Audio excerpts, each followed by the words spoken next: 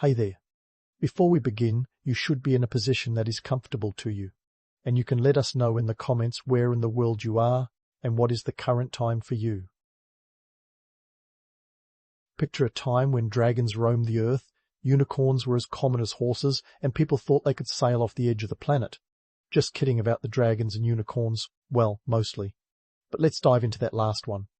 The flat earth myth. Did medieval folks really think they'd fall into oblivion if they sailed too far? Spoiler alert, not exactly. But let's unravel how this story got more mileage than a medieval pilgrim on a quest. For starters, let's talk about the medieval mappamundi. Sounds fancy, right? These were maps, but not the kind you'd use to find the nearest Starbucks. They were more like a Where's Waldo of religious and philosophical ideas. Medieval monks, those cloistered VIPs of the era, crafted these maps. They weren't exactly Rand McNally, but they did have their charm. Picture a map that put Jerusalem at the center of the world and surrounded it with biblical events, mythical creatures, and a few real places for good measure. It's like if Tolkien and National Geographic had a love child, and then that child was raised by a monastery. Now, these monks weren't entirely clueless. They didn't think the earth was flat. Not really. You see, the idea of a spherical earth wasn't some radical new concept.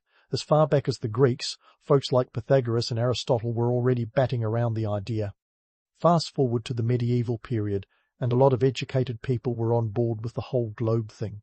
In fact, the Venerable Bede, an English monk from the 8th century, talked about the earth's roundness.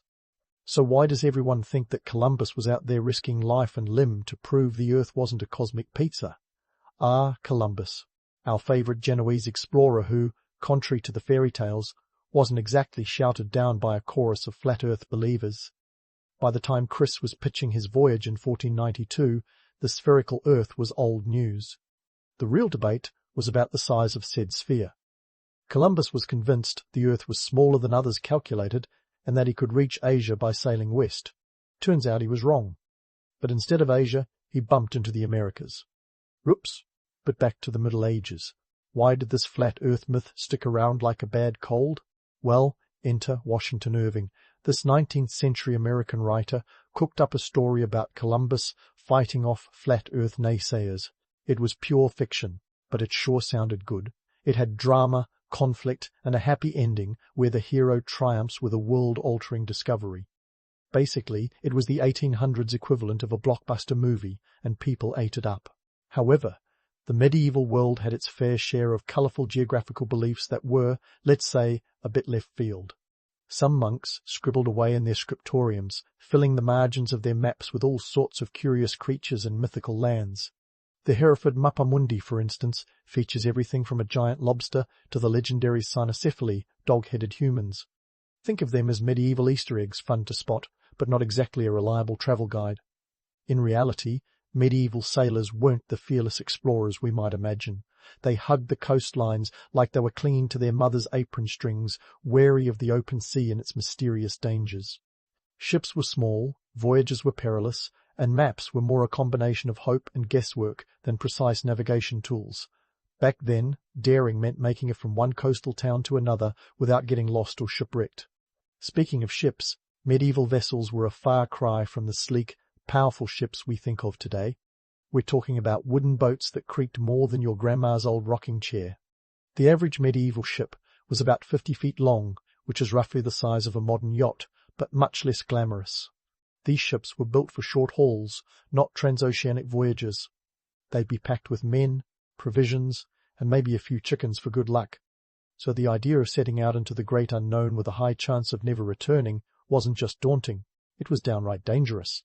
Economically, medieval Europe was also not exactly flush with cash for funding grand expeditions. The feudal system meant that wealth was concentrated in the hands of a few, and they weren't usually in the habit of financing risky ventures. Instead, they were more interested in expanding their land holdings and maintaining their power. It wasn't until the age of exploration that the financial and technological conditions aligned to make long-distance voyages both feasible and profitable. So, while the flat earth myth is a compelling narrative, it doesn't hold water. Medieval Europeans, especially the educated ones, were not oblivious to the earth's roundness. They were just dealing with a different set of constraints: technological, economic, and yes, sometimes mythical. That shaped their understanding of the world. The maps they made reflected not ignorance but a rich tapestry of cultural and religious beliefs, blended with the knowledge of the time. In sum, the flat earth myth makes for great storytelling, but it's not the reality of the medieval mindset. Instead, it's a reminder of how narratives can be twisted and turned over the centuries to fit new purposes. And while the idea of sailing off the edge of the world is romantic in its own way, it's also a great example of how our perceptions of history can be as mythical as the tales we tell about it. Now, let's jump from the edge of the world to the edge of reality with the medieval unicorn, a creature that's got more layers than a millefeuille. This mythical beast wasn't just a horse with a horn, it was a medieval obsession, a symbol of purity, and, intriguingly, a savvy marketing ploy involving narwhals that would make even the slickest modern ad execs nod in approval. First off, let's address the elephant, or rather, the unicorn in the room. Did medieval folks truly believe in unicorns? Well, yes and no. Much like the modern fascination with Bigfoot or the Loch Ness Monster, belief in unicorns was a mix of hope, hearsay, and a dash of, wouldn't it be cool if? Unicorns appeared in bestiaries, those medieval animal catalogues that were part nature documentary, part fantasy novel. These books described unicorns as fierce creatures that could only be tamed by virgins. Talk about a bizarre job requirement, but here's where things get interesting. The unicorn myth was heavily fueled by the horn trade. You see, narwhal tusks were often passed off as unicorn horns, fetching astronomical prices. We're talking about more money than your average medieval peasant would see in a lifetime. These tusks were highly prized, not just as curiosities, but as symbols of status and power. The belief was that unicorn horns could purify water and detect poison, making them the medieval equivalent of a Swiss Army knife. If Swiss Army knives cost as much as a small castle, enter the Vikings, those seafaring Norsemen who knew a thing or two about a good hustle. They capitalized on the unicorn craze by trading narwhal tusks harvested from their Arctic adventures. These tusks made their way into the courts of Europe, where they were treasured as both medical marvels and luxurious oddities. Kings and queens displayed them as proof of their divine right to rule, while alchemists ground them into powders, hoping for a miracle cure. The unicorn myth also meshed well with the medieval obsession with symbolism and allegory. Unicorns were seen as Christ-like figures, pure and untouchable, tied to themes of chastity and virtue. This religious angle only added to their allure.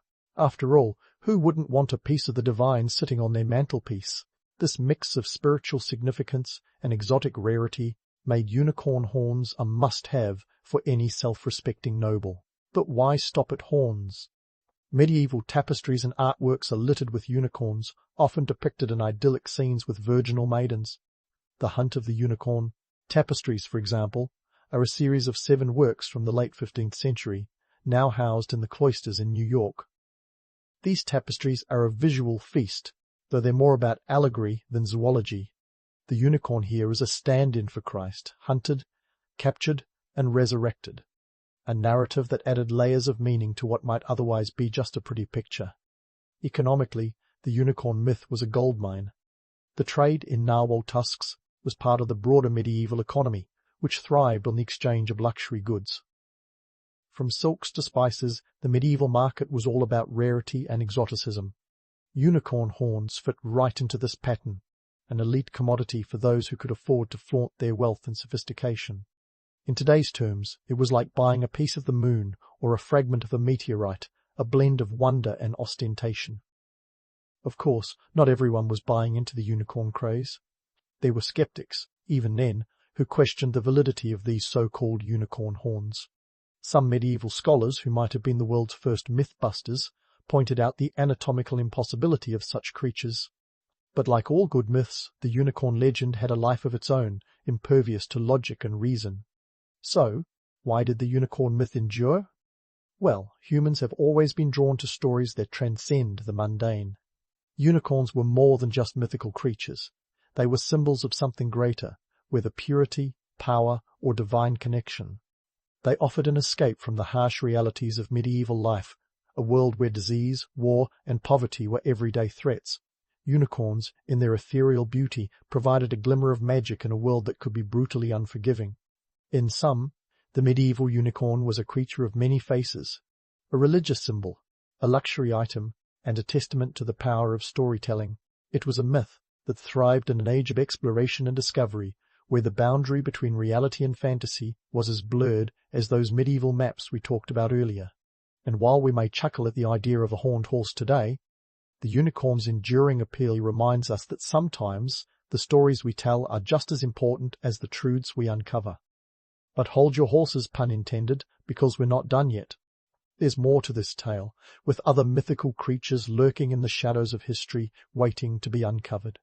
So stay tuned as we continue to delve into the enchanting, if sometimes bewildering, world of medieval myths that turned out to be more than mere fantasy. Speaking of creatures lurking in the shadows of history, let's talk about the real monsters of the medieval world, diseases. And what better way to tackle them than with the medieval cure-all that's got more bad PR than a celebrity divorce bloodletting. You might think of it as medieval medicine's greatest hit, or, depending on your perspective, its most infamous flop. But hold on to your leeches, because there's more to this story than meets the eye. For starters, you've got to understand the medieval medical mindset. Picture a world where the four humours ruled the roost. That's right, folks. Your health was thought to be governed by a quartet of bodily fluids: blood, phlegm, black bile, and yellow bile. It sounds like a medieval version of the Power Rangers, but this was serious business. The idea was that illness came from an imbalance of these humours. And how do you restore balance? By getting rid of the excess, of course. Enter bloodletting, the go-to solution for everything from fevers to flatulence. Now, before you dismiss this as pure quackery, let's delve into the logic, or what passed for logic back then. The medieval world didn't have the luxury of germ theory, and microscopes were as mythical as dragons. So, physicians had to work with what they could see. And what they saw was blood. Lots of it. A little too much, in fact, if you asked them. Bloodletting was thought to reduce the pressure on the body's systems, much like letting some air out of an overinflated tyre. When your options are limited to leeches and prayer, you take your chances with a little blood loss. Speaking of leeches, these little guys were the real MVPs of medieval medicine. Leeches were like the Swiss Army knife of the medical world, touted for their ability to draw out bad blood without the messy business of slicing open a vein. They were so popular that by the 19th century, over 30 million leeches were imported to France annually. That's more leeches than there are people in modern-day Australia. It was good business, too. Leeches were the Bitcoin of the medieval medical world. If you had them, you were golden. Of course, the practice of bloodletting wasn't just limited to leeches.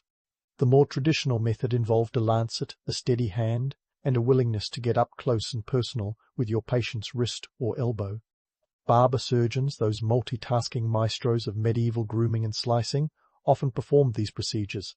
Just imagine getting a haircut, shave, and a bloodletting session all in one go, a medieval spa day, if you will. But here's the kicker. Bloodletting wasn't entirely misguided. In certain cases, like hemochromatosis, a condition involving iron overload, letting out some blood actually does help. And while it didn't cure the plague or prevent infections, the intent was to rebalance the body, an approach that had a kind of internal logic given the medical knowledge of the time. Plus, in a world without antibiotics, offering relief for some symptoms was better than nothing at all. So, why did bloodletting stick around for so long? Well, part of it was the placebo effect. If you pay a guy to bleed you and miraculously survive whatever ailment you've got, you might just believe he saved your life. Plus, the act of doing something, anything, was comforting in an age where most diseases were a death sentence. It's like how we still swear by chicken soup for a cold, despite the lack of hard scientific evidence. Sometimes the ritual is half the cure, and let's not overlook the economic angle. The medieval medical economy wasn't exactly bustling with innovation, but it was certainly creative. Bloodletting was a service, and like any good service, it could be monetized. Barber surgeons weren't just in it for the sake of science. They had mouths to feed and rents to pay, just like everyone else. In this way, bloodletting was as much about making a living as it was about healing the sick. However, not everyone was convinced. Critics of bloodletting existed even back then, questioning its efficacy and pointing out that patients sometimes ended up worse off, or, dead. Yet, like all good myths, the practice and its purported benefits persisted, buoyed by tradition and the lack of viable alternatives. In the grand tapestry of medieval medicine, bloodletting is a thread that's both fascinating and cautionary. It tells us about the lengths to which people will go to find answers when faced with overwhelming uncertainty. It's a reminder of how far we've come in understanding the human body and how much we owe to the curious, if sometimes misguided, efforts of our ancestors. But the story of medieval medicine doesn't end there. Oh no, we're just getting started. There's a whole world of peculiar practices and curious concoctions waiting to be explored, from potions and poultices to the bizarre and bewildering world of trepanation. So, stay tuned as we peel back the layers of history to reveal a time when medicine was more art than science, and healing was as much about hope as it was about herbs. As we ventured deeper into the medieval medical cabinet, it's time to pivot from leeches and lancets to something a bit more restrictive. Yes, I'm talking about the chastity belt, a contraption so infamous it's become shorthand for medieval prudishness. But here's the plot twist. Much like the flat earth myth, the chastity belt story is more fiction than fact. Now, the chastity belt is often imagined as a bizarre medieval device designed to lock up a woman's virtue tighter than Fort Knox. Picture a belt made of iron, with a design more suitable for a torture chamber than a boudoir. But did medieval folks really sit around crafting these uncomfortable contraptions for their wives and daughters? Spoiler alert, not likely. First things first, let's talk evidence, or the lack thereof. Genuine medieval chastity belts are rarer than a dragon in your backyard. Most examples that museums have touted as chastity belts are actually Victorian reproductions, crafted at a time when the past was romanticized to the point of ridiculousness. The Victorians, bless their prudish hearts, loved a good moral tale, and the chastity belt fit right into their narrative of a morally superior past. The real kicker? The first written references to chastity belts don't appear until the Renaissance, long after the medieval period had packed up and left the stage. The earliest known mention comes from Conrad Kaiser's Bella Fortis, a 15th century manuscript about military technology. And even then, Kaiser's depiction is more about satire than practicality, showing a device with a padlock as a humorous aside. So if chastity belts weren't a medieval fashion statement, why have they stuck around in our collective imagination like a bad penny? The myth of the chastity belt plays into our fascination with the idea of a repressive past, a time when men, allegedly paranoid about their wives' faithfulness, resorted to locking up their modesty.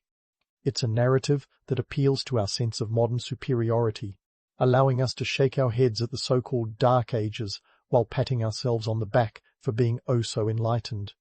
But let's not be too quick to judge. The medieval period had its own set of moral and social codes, but it wasn't the prudish dystopia we often imagine. In fact, medieval literature is chock full of bawdy tales and romances that would make a modern rom-com blush. Think of the Decameron or the Canterbury Tales, which are more about love triangles and romantic escapades than chastity and virtue. Now, I'm not saying the medieval period was a free-for-all of debauchery. Far from it. Society had its rules, and women's fidelity was indeed a concern, particularly among the upper classes, where inheritance and lineage were serious business. But the notion that chastity belts were the go-to solution is a stretch. In reality, social pressure, religious doctrine, and the watchful eyes of family and community were more effective and less cumbersome means of ensuring fidelity. Economically speaking, the idea of widespread chastity belt use doesn't add up either. Crafting a chastity belt from iron wasn't cheap, and your average peasant family wasn't shelling out their hard-earned money on such luxuries. They had more pressing concerns, like surviving the next harvest or avoiding the latest bout of the plague. In a world where a simple pair of shoes could be a significant investment, a chastity belt would have been an extravagant expense. And let's not forget the logistics. Wearing a metal belt all day, every day, would be a nightmare of chafing and discomfort. Hygiene would be a disaster, especially in a time when bathing wasn't exactly a daily ritual. Anyone who's ever suffered through a hot summer day in ill-fitting jeans can probably relate. So, if chastity belts are more myth than reality, why does the idea persist? Part of it is our penchant for juicy historical tidbits that spice up a dull history class or a Wikipedia binge. The chastity belt story is a great icebreaker at parties, a quirky anecdote that paints the past with broad, entertaining strokes. It's a reminder of how easily myths can take root, masquerading as history thanks to a few persistent misconceptions and a dash of Victorian melodrama. In the end, the Chastity Belt is a testament to the power of myth-making and our love of stories that simplify the past into neat, digestible narratives. It's a reflection of our fascination with the idea of a more repressed time, a concept that says more about our own cultural anxieties than it does about medieval reality. But before we lock this topic away for good, there's still a whole world of medieval misconceptions to explore. This was a time when reality and fantasy danced a delicate waltz, and when the lines between fact and fiction were as blurred as a Renaissance painting. So stay tuned for more myth-busting adventures as we continue to untangle the threads of history, one legend at a time. As we continue to unravel the threads of history, let's step into the shadowy realm of medieval witch hunts, a chapter more chilling than a winter night in Transylvania. Now, if you think these hunts were about finding broomstick-wielding, cackling women brewing dubious potions in cauldrons, you're in for a surprise. The reality is far more complex and, unsurprisingly, darker. The image of the medieval witch hunt we often conjure up, pitchfork-wielding mobs storming through sleepy villages, is a bit of a Hollywood concoction. In reality, most of the infamous witch hunts happened during the Renaissance and well into the early modern period, peaking between 5080 and 1630. However, the seeds of this hysteria were sown in the medieval period, fertilized by a rich blend of superstition, religious fervor, and societal tension. So, what exactly sparked this witchy paranoia? Well, for starters, fear of the unknown was a big player. Medieval Europe was a place where explanations for misfortune were as elusive as a good Wi-Fi signal in a medieval castle. Crop failure? It must be witchcraft. Your cow stopped giving milk? Clearly the work of a witch. Let's face it, when you don't have science, witches make a convenient scapegoat. But it wasn't just agricultural woes. Toss in some good old-fashioned religious zealotry, and you've got a recipe for disaster. The Church, eager to assert its dominance, began cracking down on heresy with the enthusiasm of a kid with a new toy. And what better way to showcase your piety than by rooting out the supposedly ungodly in your midst? The infamous Malleus Maleficarum, or Hammer of Witches, published in 1487 by Heinrich Kramer, was essentially a how-to guide for identifying and prosecuting witches. It was like the medieval version of a witch-hunting manual, complete with all the misogyny you'd expect from a 15th century text. Economically, the witch hunts were a smokescreen for deeper issues. Europe was experiencing significant social and economic upheaval. The Black Death had wiped out a third of the population, leading to labor shortages and economic instability. As communities struggled to recover, the need to find someone, anyone to blame, was as pressing as a medieval knight's armor on a hot summer day. The witch, often a poor or marginalized woman, became the scapegoat, her trial, a grotesque form of social catharsis. Speaking of trials, forget about the modern courtroom drama. These were kangaroo courts on steroids. Accusations were often based on rumors and hearsay, with confessions extracted under torture. The methods were as gruesome as they were inventive. Think thumbscrews and strapado rather than due process. If you were accused, the odds of acquittal were about as slim as finding a unicorn in your backyard. The economic angle is also hard to ignore. Witch trials could be a profitable enterprise. The confiscation of a convicted witch's property was a tidy way for local officials to line their pockets. It was the medieval equivalent of asset forfeiture, but with a lot more screaming and no lawyers to argue your case. So, what can we learn from this grim chapter? For starters, it's a stark reminder of how fear and ignorance can fuel real tragedies. It's easy to romanticize the past, but the witch hunts show us that beneath the tales of knights and chivalry lay a world fraught with paranoia and persecution. They remind us of the dangers of scapegoating, of how quickly a society can turn on its own under the guise of righteousness. But let's not forget the legacy. The witch hunts left a lasting scar on the collective psyche of Europe. They stand as a cautionary tale of what happens when fear overrides reason and when the thirst for control trumps compassion.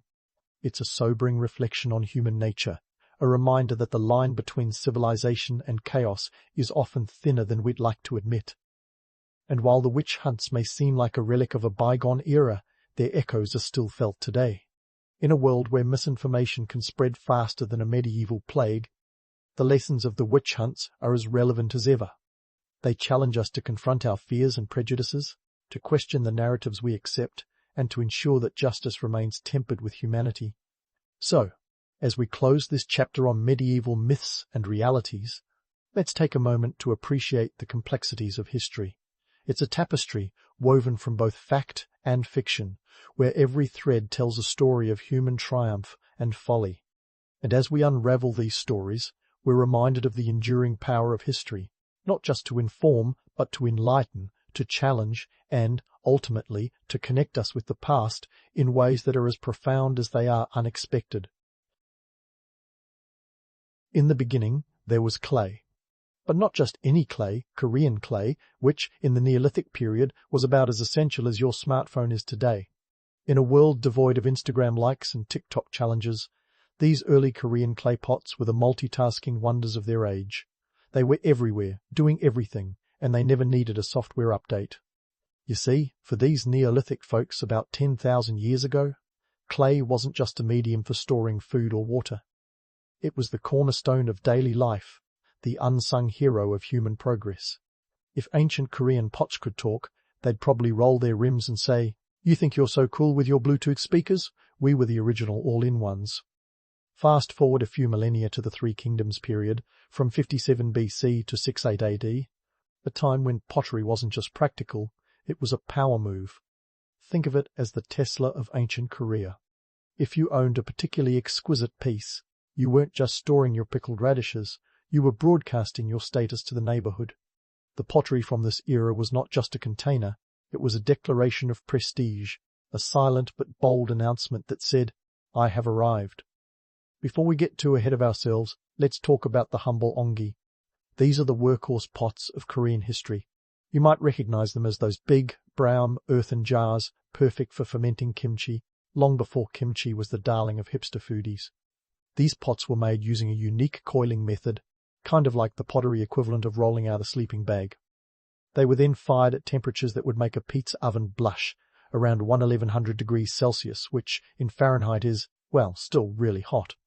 Ongi could breathe due to their porous material, allowing kimchi and other goodies to ferment beautifully. These pots were the unsung heroes of Korean cuisine, ensuring that even when winter froze everything else, the food stayed deliciously spicy. Now, while ongi were the everyday warriors, the Three Kingdoms period took pottery to a whole new level. Picture this. You're in the kingdom of Silla, one of the three mighty kingdoms vying for dominance in Korea. You're a noble, and you've got a new piece of pottery that's caught the eye of everyone from the royal court to the guy who cleans the stables. This isn't just any pot, it's a Celadon, a type of pottery with a jade-like finish that's as smooth as a politician's promise. The technique for achieving this look was so advanced, it was like the rocket science of its day. If you could afford Celadon, you were basically living the ancient equivalent of the high life, possibly with a chariot parked in your driveway. But why all the fuss over pottery? Well, in a time before the internet, television, or even reliable postal services, how else were you supposed to flex your cultural muscles? Pottery was a tangible expression of artistic and technological prowess. It showed that a kingdom had the resources and the artisans to create something both beautiful and functional. And let's be real, if you were hosting a banquet and your soup was served in a top-notch piece of Celadon rather than the basic ongi, it was like serving caviar on silver instead of paper plates. However, here's the kicker. While these pots were often buried with their owners to accompany them into the afterlife, they weren't just there for show. They were a testament to the owner's wealth and status, sure, but they also highlighted an early understanding of aesthetics and utility. The Three Kingdoms period was rife with innovation and creativity, with artisans pushing the boundaries of what was possible with clay and fire. For those who think of history as a dusty relic of the past, Korean ceramics are a reminder that human beings have always been driven by a desire to create, to innovate, and, yes, to show off a little. The pots were not just objects, they were a reflection of a society that valued artistry and technological advancement. They were the Instagram feeds of their day, capturing the essence of a culture in a single, artfully crafted snapshot. In essence, the story of Korean ceramics is a tale of transformation. From the unassuming ongi pot that kept dinner fresh to the sophisticated Celadon that dazzled courts, pottery was more than just a craft. It was a canvas on which the history of a people was painted. And as we delve deeper into the story, remember that each pot, each shard, carries the whispers of the past, waiting to tell us more about the lives and aspirations of those who shaped them. As the story of Korean ceramics unfolds, we find ourselves stepping into the Goryeo dynasty, a time when pottery was not just about utility or status. Oh no, it became a love letter to the natural world. Picture this: Korean potters looking at the world around them and thinking, why stop at the basics when we can turn clay into a celebration of nature? Enter Celadon, pottery that wasn't just crafted, but practically serenaded to life, with glazes that shimmered like a freshly minted coin. This wasn't your average hobby pottery class. The Goryeo Celadon was the stuff of legends, with its signature jade-green glaze that had even the most stoic of Mongol conquerors doing a double-take. You see, the Mongols were known for their sweeping conquests and no-nonsense approach to life, but when they stumbled upon Goryeo Celadon, they turned from warriors into collectors faster than you could say cultural appropriation. And who could blame them? These pieces were the Fabergé eggs of their time, encapsulating a level of artistry that bordered on the divine. Now, here's where it gets really juicy: the glaze. The secret to Celadon's ethereal beauty was a closely guarded recipe that rivaled your grandma's kimchi in terms of secrecy. These artisans weren't just whipping up a quick batch. They were engaging in a full-blown alchemical process. The glaze was composed of iron oxide, but the real magic happened in the kilns. Fired in a reduction atmosphere where oxygen was as scarce as a parking spot at a K-pop concert, the iron transformed, yielding that iconic soft green hue. It was like watching a magic trick, except the only rabbits involved were the ones hopping around the countryside. Economically, Goryeo Celadon was a big deal. It was more than just pretty. It was a currency of culture and diplomacy. These pieces were gifted to foreign dignitaries, used as tributes, and even traded for goods. By the 12th century, Celadon was being exported to China and beyond, with pieces fetching prices that would make today's art dealers blush. Imagine a single piece of Celadon being worth a year's supply of rice or a new horse, and you start to get the picture. This wasn't just a pottery boom, it was an explosion of economic and artistic exchange. But why did the Goryeo dynasty invest so heavily in pottery? The answer lies partly in the politics of the time. Goryeo Korea wasn't just sitting pretty, it was sandwiched between powerful neighbors like China and Japan. In a world without social media, pottery was a way to project soft power, to show the world that Korea wasn't just a player in the game, it was setting trends. The craftsmanship of Celadon was a diplomatic statement, a way of saying, we've got style and substance, and we're not afraid to use it. Let's take a detour into one of the most fascinating aspects of Celadon, its motifs. Nature wasn't just an inspiration, it was the star of the show. From the gentle waves of the ocean to the delicate curves of a lotus flower, these designs were a testament to the artisan's reverence for their surroundings. It was as if each piece contained a miniature ecosystem, a snapshot of Korea's lush landscapes captured in clay. And while the romantic image of a potter lovingly crafting these designs is appealing, the reality was far more industrial. Workshops were bustling centers of production, with artisans working tirelessly to meet the demand for these coveted wares. Despite the grandeur of Celadon, the Goryeo potters faced their fair share of challenges. Kilns were finicky beasts. Imagine trying to bake a cake without knowing if your oven would suddenly spike in temperature. A single misstep could turn a masterpiece into a molten mess. Yet, this unpredictability only added to the allure. Each successful piece was a triumph over the elements, a testament to human ingenuity in the face of nature's whims. As for the myth that every Celadon piece was a flawless work of art, let's bust that bubble. While the finest examples were indeed breathtaking, not every pot that emerged from the kiln was a masterpiece. There were plenty of pieces that didn't make the cut, pots with cracks, glazes that didn't quite hit the mark. These were the historical equivalent of your Instagram outtakes, the ones that didn't make it onto the highlight reel. The Mongols, for all their might, couldn't resist the siren call of Celadon. These were the same folks who had swept across Asia. But when it came to Goryeo's pottery, they were like kids in a candy store. Even Kublai Khan himself was rumoured to have been a fan, acquiring Celadon pieces to decorate his palaces. And why not? These pots were the embodiment of luxury and refinement, a far cry from the rugged lifestyle of the steppes. As we delve deeper into the world of Korean ceramics, it becomes clear that Celadon was more than just a craft. It was a cultural phenomenon. It was about blending art with nature, tradition with innovation. And as the Goryeo dynasty continued to shape its legacy in clay, it left behind a trail of masterpieces that would captivate generations to come. But hold that thought. There's more to this tale, as we explore the rise and eventual decline of this mesmerizing art form. Stay tuned as the story of Celadon continues to unfold, with new twists and turns waiting just beyond the kiln's glow. As the Goryeo dynasty's love affair with Celadon slowly cooled, the stage was set for the Joseon dynasty to sweep in with its own brand of ceramic charisma. If Goryeo Celadon was all about flaunting nature's palette, Joseon's white porcelain was the minimalist rebel, the anti-Celadon, if you will. Imagine Celadon as the vibrant peacock, and white porcelain as the sleek, unassuming swan that quietly steals the show. Now, why the pivot to porcelain, you ask? Well, the Joseon dynasty, 1392 to 1897 AD, was a period where Confucianism was the name of the game. And Confucianism had about as much tolerance for unnecessary frills as a cat for a bath. The Joseon elite, channeling their inner Confucian philosophers, had a penchant for things that were pure, simple, and unadorned. Enter white porcelain. This wasn't just a design choice, it was a philosophical statement.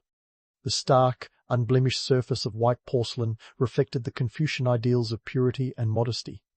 It was the ceramic equivalent of a Zen garden, calm, composed, and contemplative. White porcelain wasn't just a domestic darling, it was the superstar of diplomatic gifts. Picture this. You're an emissary from a far-off land, and instead of leaving with a trinket or two, you're handed a piece of Joseon porcelain. Congratulations, you've just scored the ceramic equivalent of a Rolex.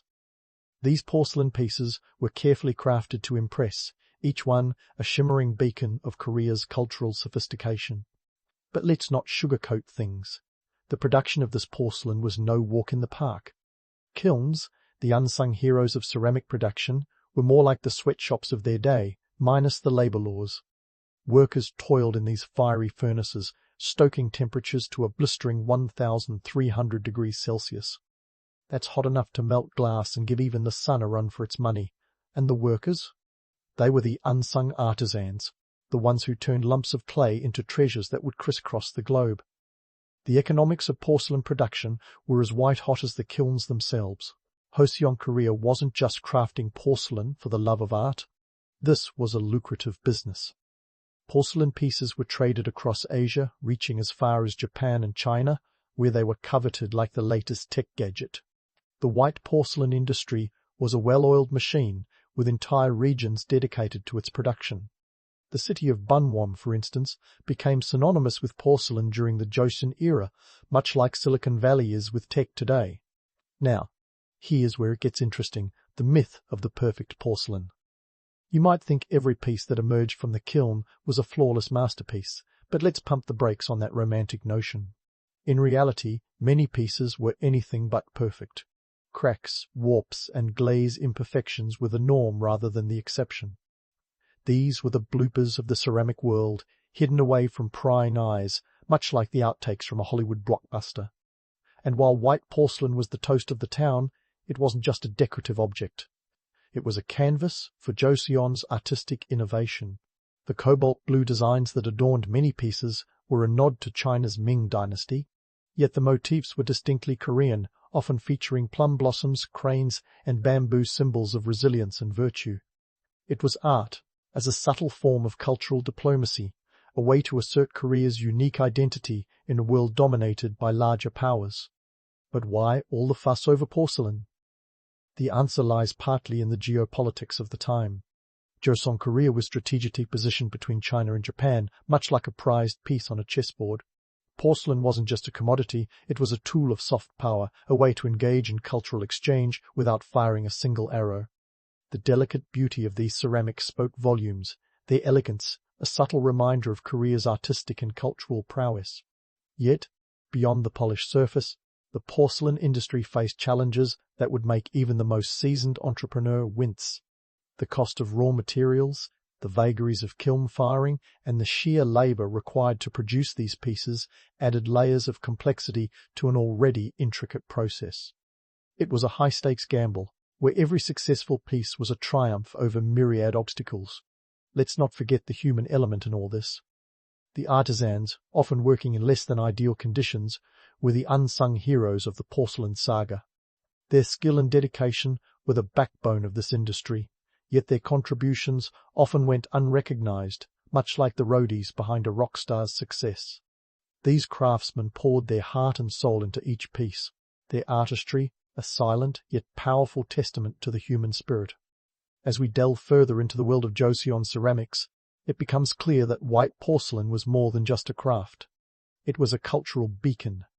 It was about blending simplicity with sophistication, tradition with innovation.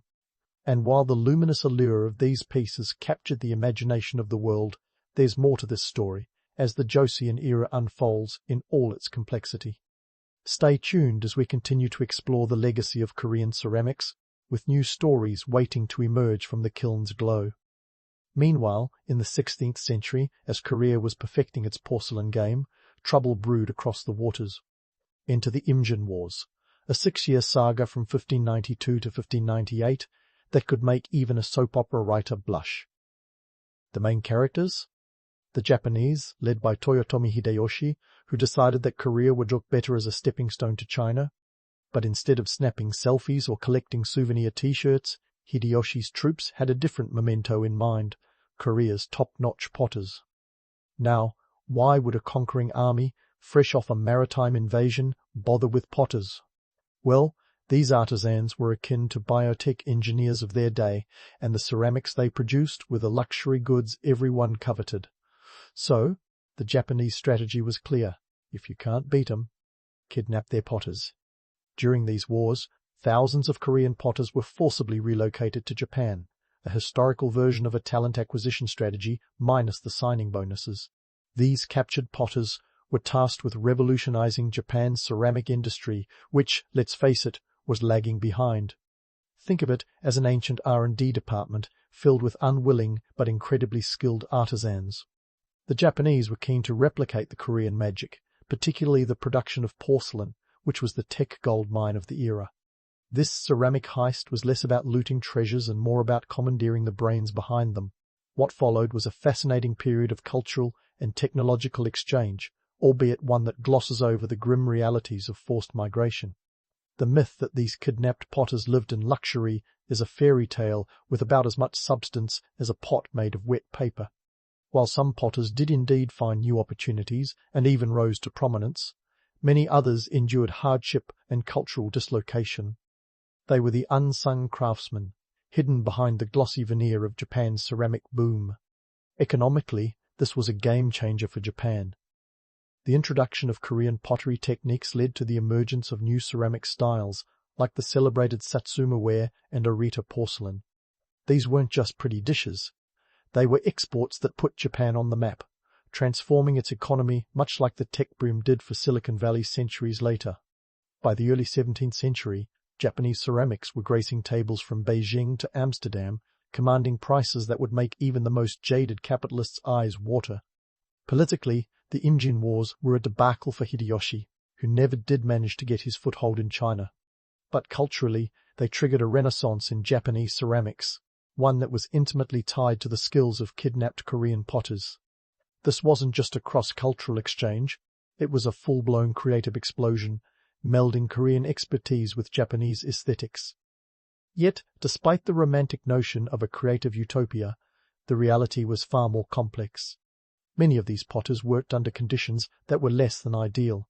They were often isolated from their families, struggled with language barriers, and had to adapt to new materials and techniques. It was less of a fairy tale and more of a gritty drama, complete with all the challenges of starting over in a foreign land. The social implications were equally profound. These potters, though initially seen as outsiders, gradually became integral to their communities. Their legacy is still evident today in the regional styles that define Japanese ceramics. Yet, the story of these artisans remains a poignant reminder of how cultural exchange is often born out of conflict and coercion rather than voluntary collaboration. Moreover, the myth of the glamorous life of these potters in Japan ignores the harsh realities they faced. For every potter who achieved fame and fortune, there were countless others who toiled away in obscurity, their contributions unacknowledged, their stories untold. They were the historical equivalents of the backup singers in a rock band, essential to the sound, but forever in the shadow of the spotlight. As we look at this period, it's critical to bust the myths and acknowledge the grit behind the glaze. The tale of these potters is not just about beautiful ceramics. It's a story of survival, adaptation, and the complex interplay of culture and power. It's a reminder that behind every great piece of pottery lies a human story fraught with challenges yet filled with resilience and creativity. The Imjin Wars may have been a period of turmoil, but they also set the stage for a new chapter in the history of ceramics. As the dust settled and peace gradually returned, the legacy of these potters continued to shape the ceramics industry in both Korea and Japan.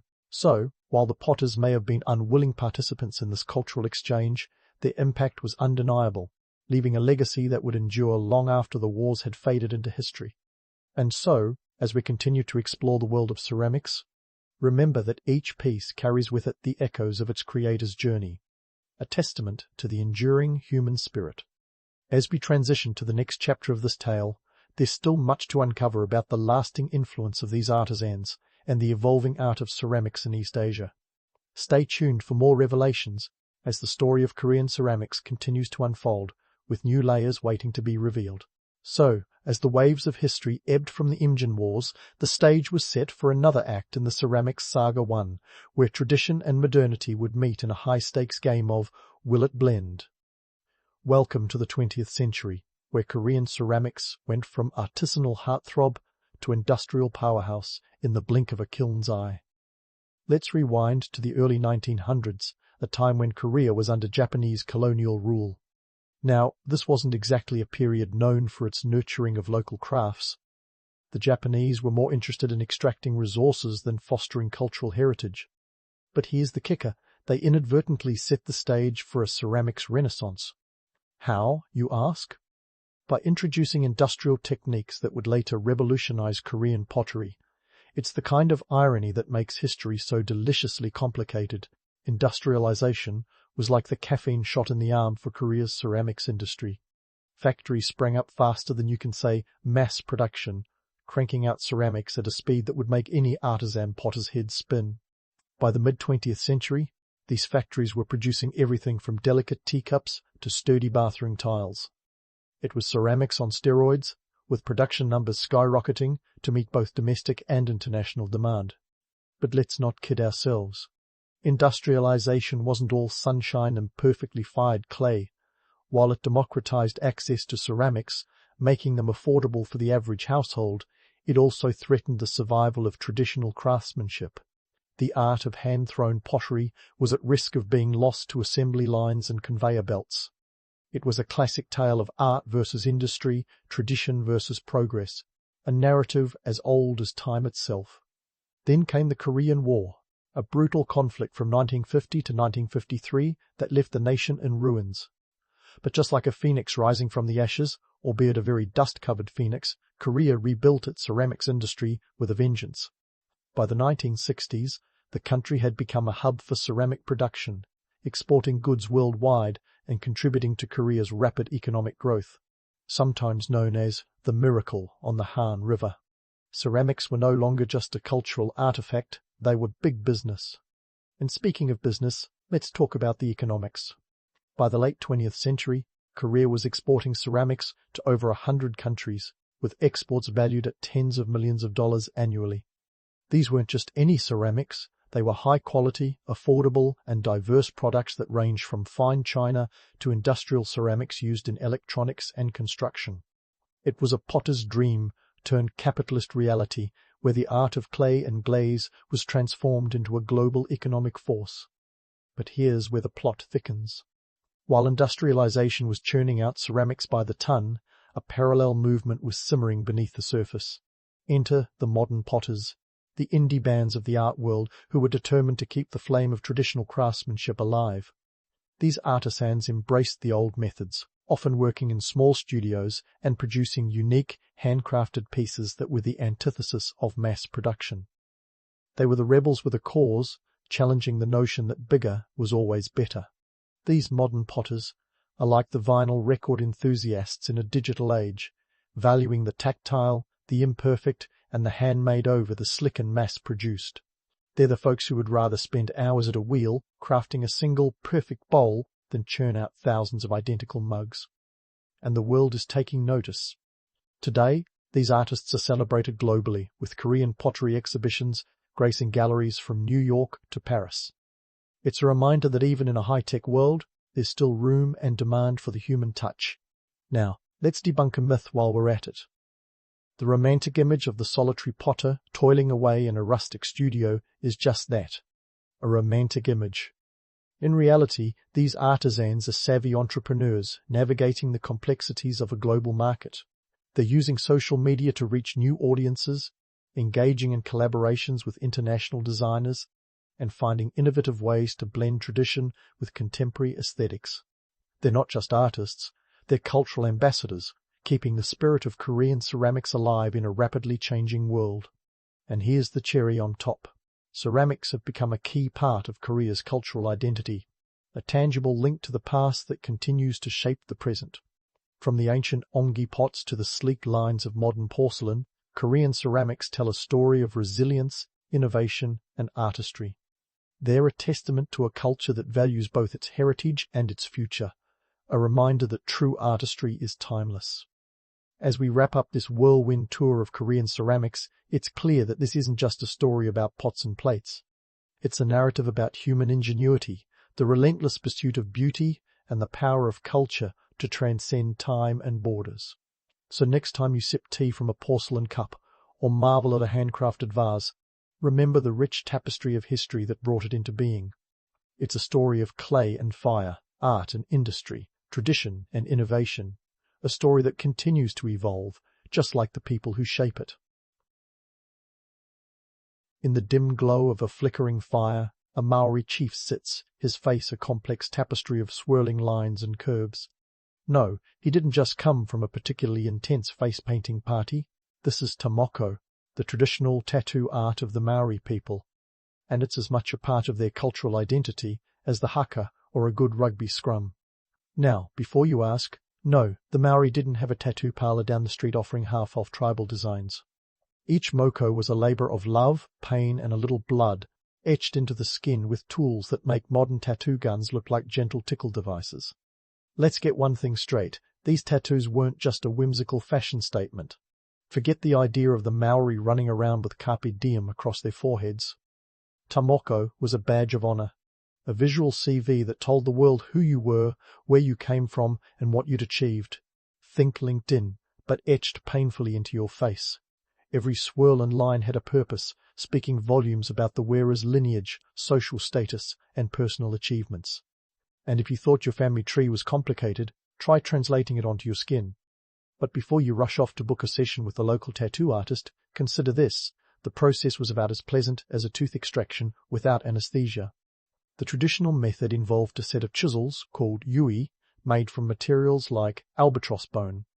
Artists, or tahangata moko, would chisel the designs into the skin, creating grooves that were then filled with ink made from burnt wood or caterpillar fungus. It was the perfect blend of art and ouch, with the added bonus of a potential infection to round off the experience. This was no casual weekend activity. Moko was a rite of passage, often marking significant life events such as reaching adulthood or achieving a notable victory in battle. The designs were unique to each individual, a personal signature that couldn't be copied or forged. They were a living testament to one's life journey, a bit like those obnoxious car stickers that boast about your kid being an honor student, but way cooler and infinitely more painful. Now, let's debunk a romantic myth. Not every Maori was strutting around with a face full of ink. Moko was primarily reserved for those of higher social status, like chiefs and warriors. It was a privilege and a mark of distinction, not a tribal uniform. So you can put away the mental image of an entire village looking like they just stepped out of a hardcore tattoo convention. The artistry of Moko was deeply intertwined with Maori social structures. Chiefs and high-ranking members of society sported the most elaborate designs, a visual cue that said, "I'm kind of a big deal." In contrast, commoners might have simpler tattoos or none at all, depending on their role and status within the tribe. This wasn't just body art, it was a social hierarchy etched in flesh. But why go through all that pain and permanence? In Maori culture, the body was seen as a vessel for the soul, and Moko was a way to align one's physical form with their spiritual and social identity. It was believed that the marks on the skin would follow the wearer into the afterlife, ensuring their place in the ancestral realm. This wasn't just about looking good in the here and now, it was about making sure you looked impressive in the afterlife too. And speaking of impressive, let's talk about the Tohunga Moko, the artists behind these intricate designs. These guys were the rock stars of their time, revered for their skill and precision.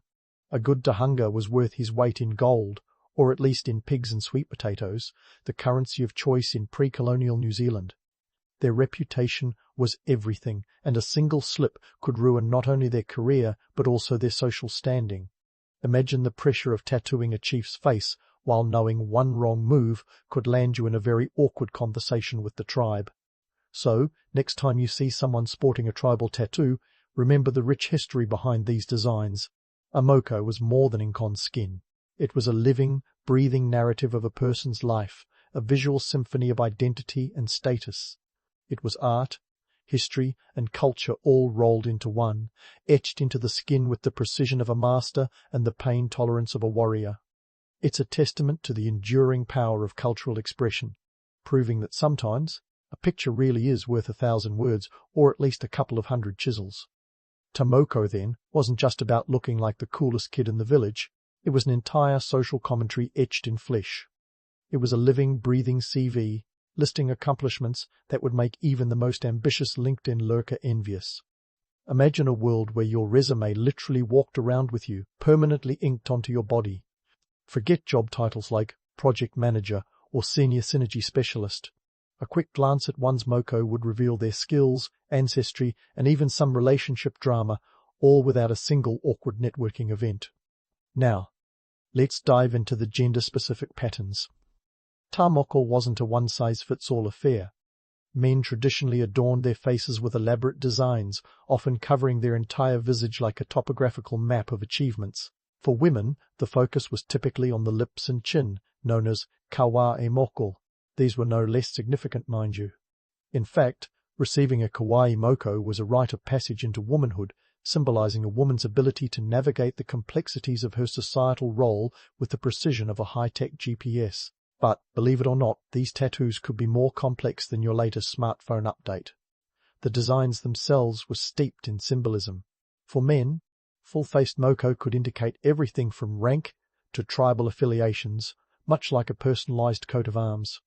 For women, the patterns represented their lineage and social standing, mapping out their responsibilities within the tribe.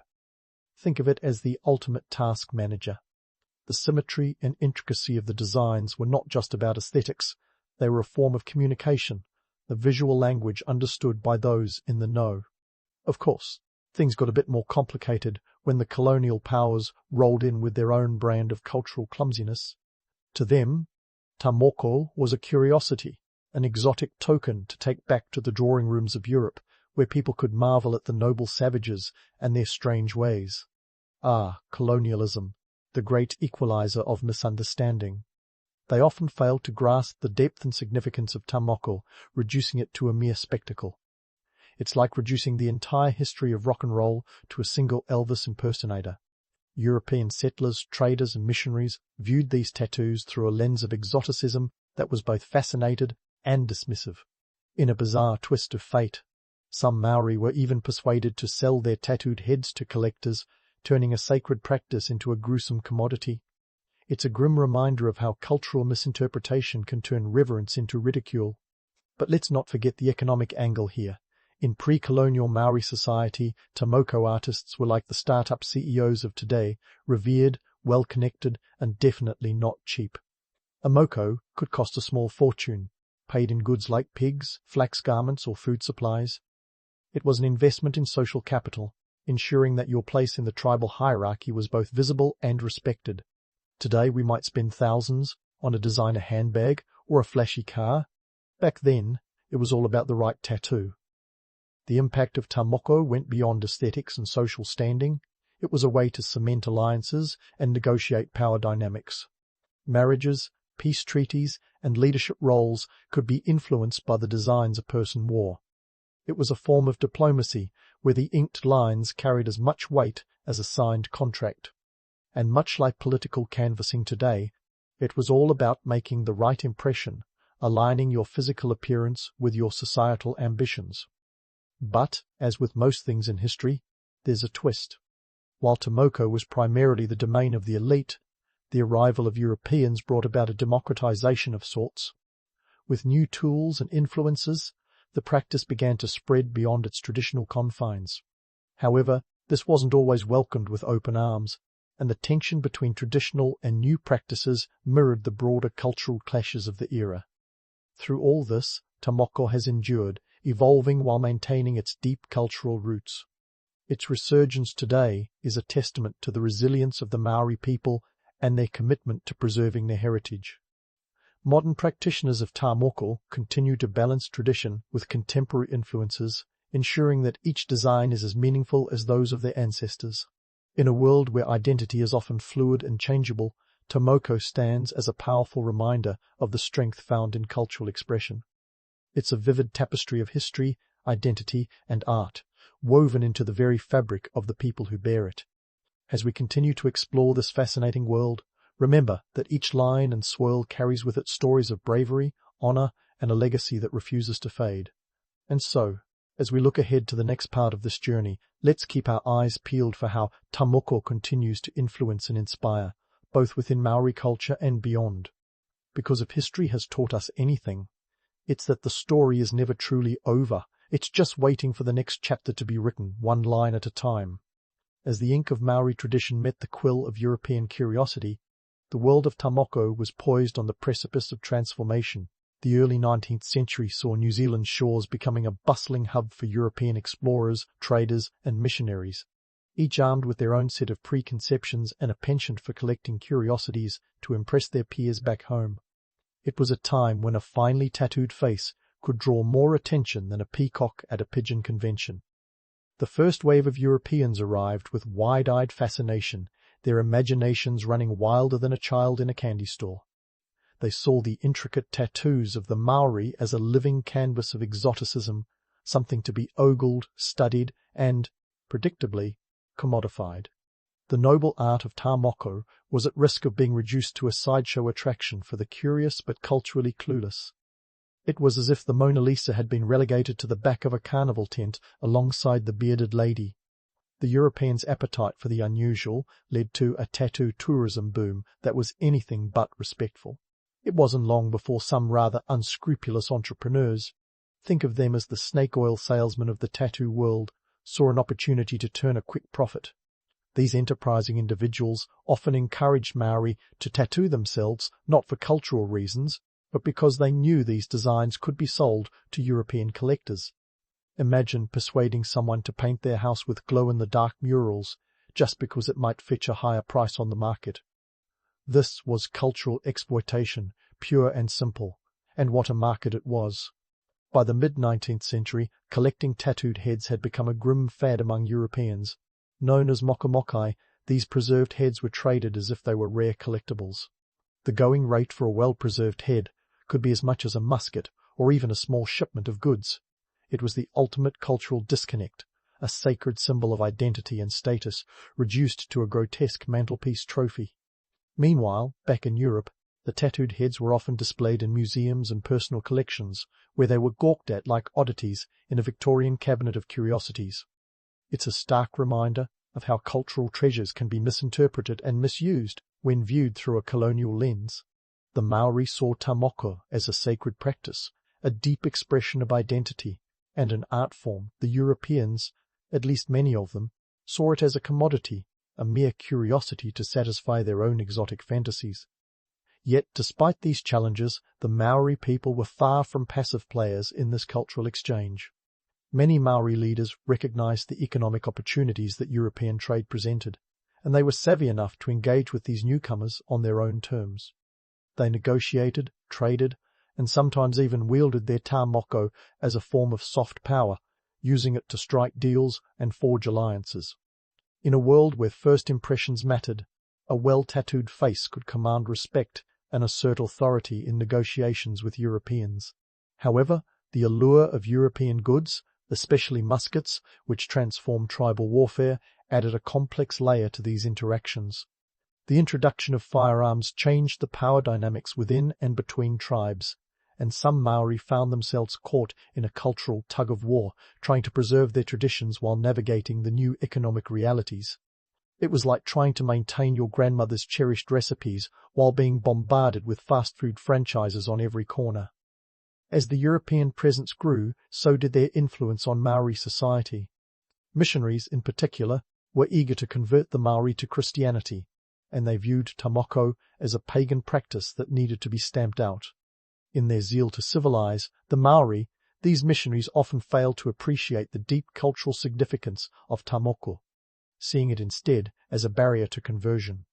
To them, a tattooed face was not a testament to one's heritage, but rather an obstacle to salvation. Yet, the resilience of Maori culture shone through. Many Maori communities clung to their traditions, continuing to practice tā moko in secret, away from prying colonial eyes.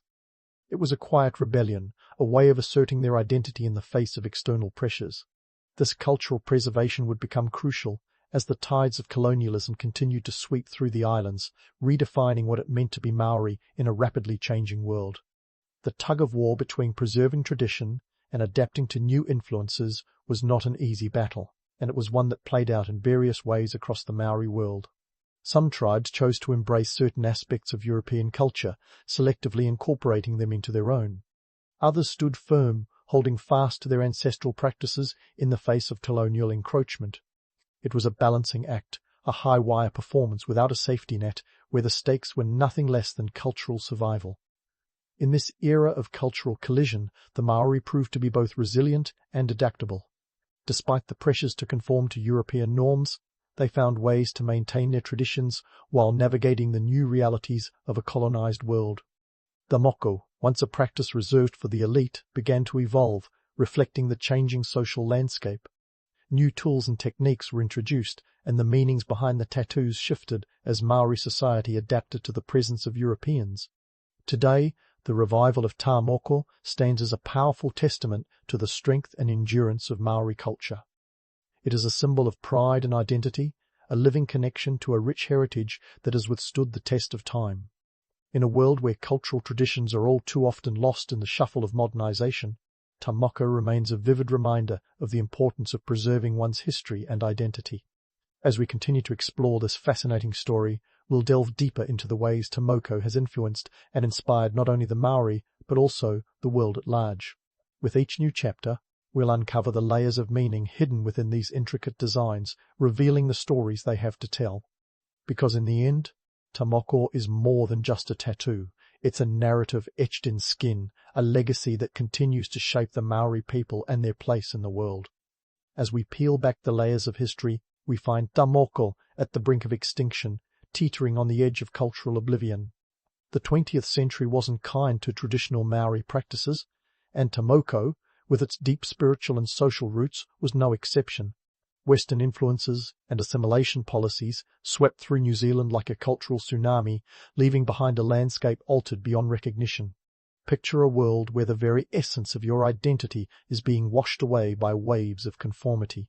It's enough to make anyone want to scream into the void. By the early 1900s, the practice of tā moko was in steep decline. Colonization brought with it not just muskets and missionaries, but also a cultural narrative that deemed Maori traditions as primitive or uncivilized. The pressure to assimilate was immense, as the colonial government pushed policies designed to integrate Maori into a European way of life. This included everything from land confiscation to the suppression of the Maori language. Imagine being told that everything that defines you and your people is suddenly passé, like a fashion faux pas that must be corrected. In this environment, Moko became a casualty of cultural suppression. The intricate facial tattoos that once adorned the faces of chiefs and warriors were now seen as obstacles to progress. The Moko, once a proud emblem of identity, was often hidden away, much like that embarrassing family photo album you'd rather keep in the attic. The decline was so pronounced that by the mid-20th century, Moko was rarely practiced, surviving mainly in isolated communities or as faint echoes in the memories of elders. But human resilience is a tenacious beast. As the 20th century marched on, a cultural renaissance began to stir within the Maori community. The winds of change were blowing, and they carried the scent of revival. The 1970s and 1980s saw a resurgence of Maori activism, driven by a new generation determined to reclaim their heritage. This wasn't just a cultural movement, it was a battle cry, a call to arms for a people on the brink of losing their identity. Into the Maori activists and artists, the torchbearers of revival. These individuals were like cultural archaeologists, digging deep to unearth the rich traditions buried beneath layers of colonial sediment. They set about not just revitalizing Moko, but redefining it for a modern era. The revival was a two-pronged approach, reclaiming traditional practices while adapting them to contemporary life. Think of it as cultural fusion cuisine, where old recipes are given a fresh twist without losing their original flavor. One of the key figures in this revival was artist and activist Derek Lardeli. Known for his work in both traditional and contemporary Maori art forms, Lardeli became a pivotal figure in the resurgence of Moko. His approach was rooted in respect for the past while embracing the present, a delicate balancing act that resonated with many. Lardeli's work was more than just art. It was a statement, a bold declaration that Maori culture was alive and well, with plenty of stories left to tell. The revival wasn't without its challenges, though. Reintroducing Moko into a society that had largely turned its back on the practice required more than just artistic skill. It demanded a cultural reawakening. Education played a crucial role in this process. Maori activists and educators worked tirelessly to promote understanding and appreciation of Moko, both within Maori communities and the wider New Zealand society. They were the cultural diplomats of their time, bridging the gap between past and present. Economic factors also played a role in the revival. As Maori communities began to assert their rights and reclaim their lands, there was a renewed interest in preserving and promoting traditional practices. Moko artists found themselves in demand, their skills sought after by those eager to reconnect with their roots. It was a cultural renaissance with an economic twist, where the past became a valuable asset in a rapidly changing world. Imagine turning your grandmother's attic into a thriving business, complete with vintage treasures and tales of yesteryear. By the late 20th century, Moko had made a remarkable comeback. No longer relegated to the shadows, it became a symbol of cultural pride and identity, worn by Maori across generations. The Moko was back, and it was here to stay, a living testament to the resilience of a people who refused to let their heritage fade into obscurity. It was a victory not just for Maori culture, but for cultural preservation worldwide, a reminder that even in the face of overwhelming odds, tradition can endure. As Moko re-established its place in Maori society, it also began to gain recognition on the global stage. The intricate designs, once misunderstood or dismissed by colonial powers, were now celebrated as a unique form of artistic expression. Moko artists became cultural ambassadors, their work showcased in exhibitions and galleries around the world. This newfound appreciation was a double-edged sword, however. While it brought visibility and respect, it also raised questions about cultural appropriation and the need to protect the integrity of Moko from becoming just another commercialized trend. In navigating these complexities, the Maori community has shown remarkable foresight. Efforts have been made to educate the public about the significance of Moko, emphasizing its role as more than just a tattoo, but a sacred expression of identity.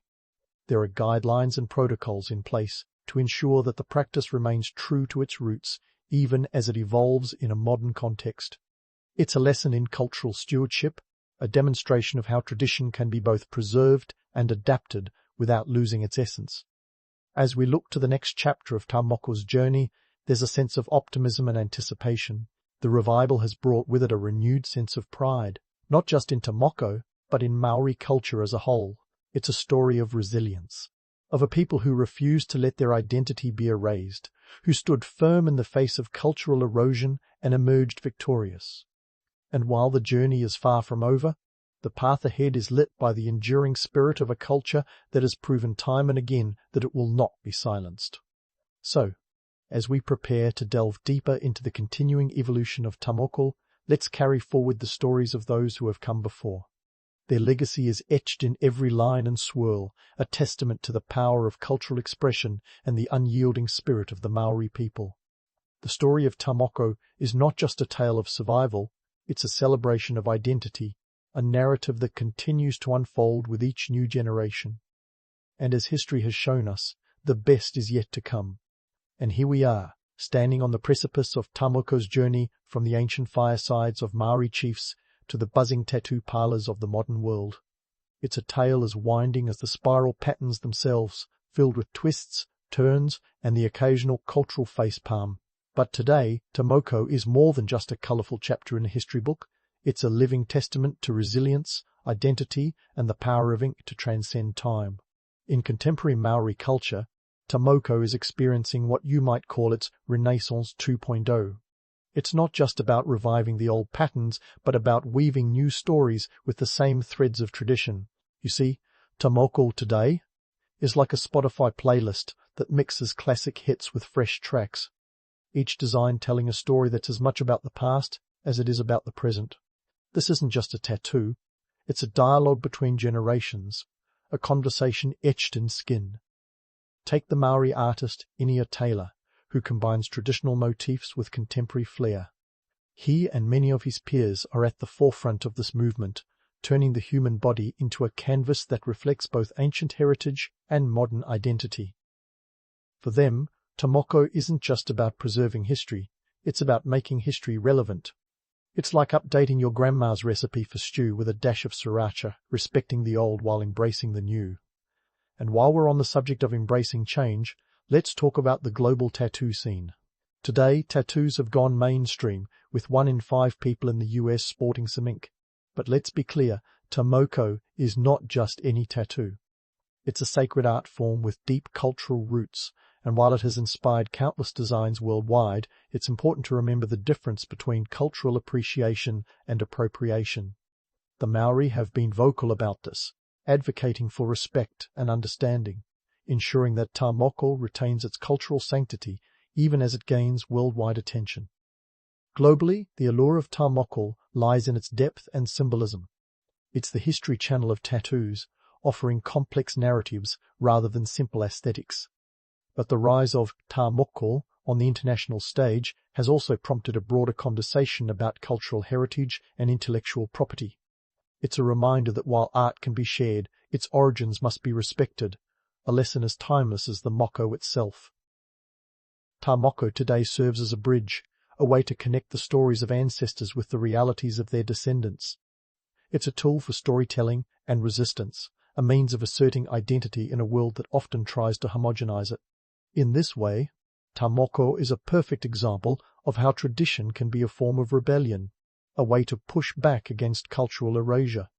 It's like shouting your heritage from the rooftops, one tattoo at a time. In New Zealand, Tamoko is not just celebrated but also protected. Legal frameworks are in place to safeguard its cultural integrity, ensuring that this art form isn't diluted or misused. The Maori have taken great strides in reclaiming their narrative, reminding the world that while tattoos may be as common as Instagram selfies, the stories they tell are anything but superficial. Economically, the revival of Tamoko has had a significant impact as well. Tattoo artists skilled in Tamoko are in high demand, and their work commands respect and a hefty price tag. But more than that, the resurgence of Tamoko has fostered a cultural tourism boom, where people flock to New Zealand not just for the landscapes, but for the rich tapestry of Maori culture. It's a reminder that preserving heritage can also mean promoting it, a win-win for both cultural pride and economic prosperity. As we close the chapter on Tamoko's rich history, it's worth reflecting on its broader significance.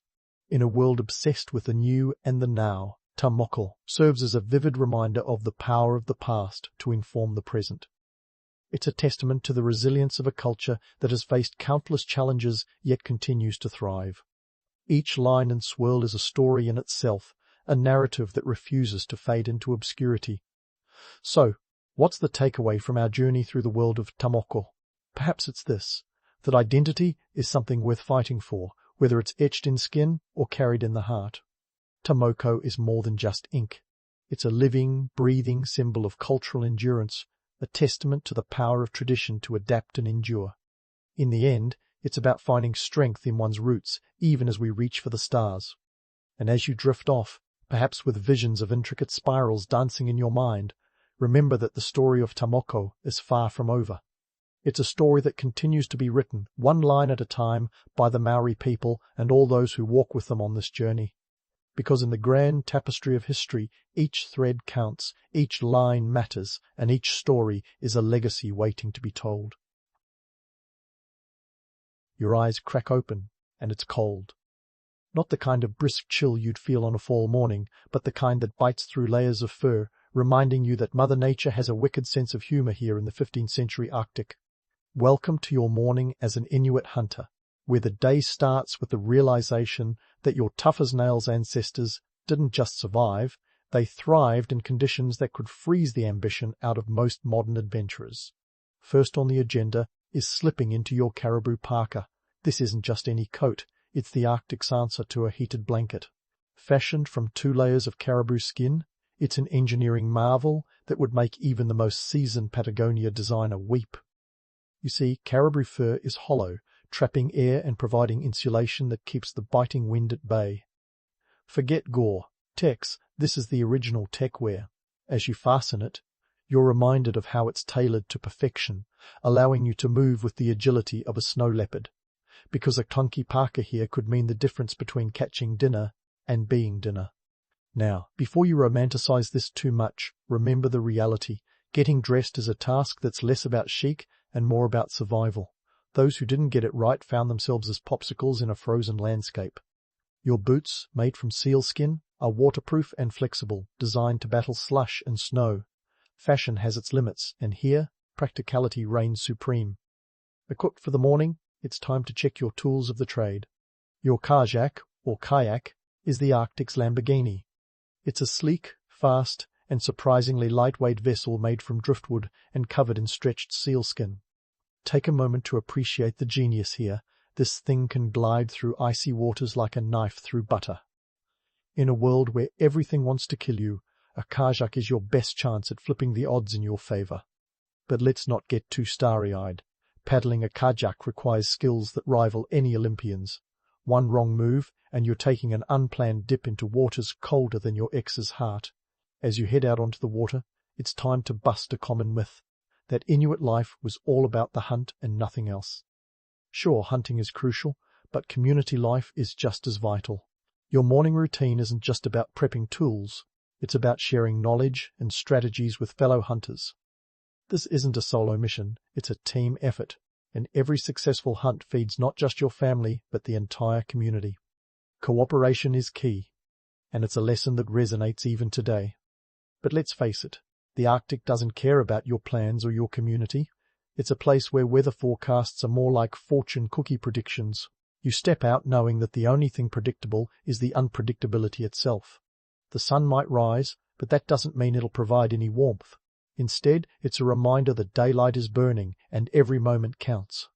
As you glide over the icy waters in your kajak, the cold air stings your face, a less than gentle wake-up call that you're alive and kicking in one of the most extreme environments on Earth. You navigate the icy maze, constantly scanning the horizon for signs of seals, your primary target. These creatures are not just food, they're life. Their blubber will fuel lamps, their skin will become clothing, and their meat will sustain your body through the brutal winter. So, no pressure.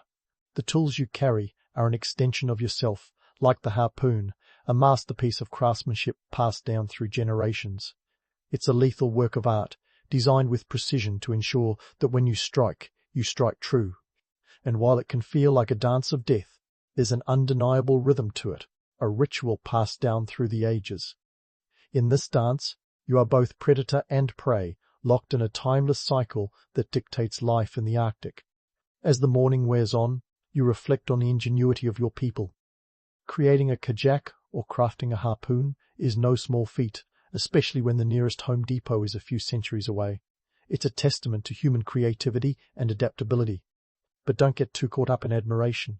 There's a fine line between appreciating history and freezing to death while pondering it.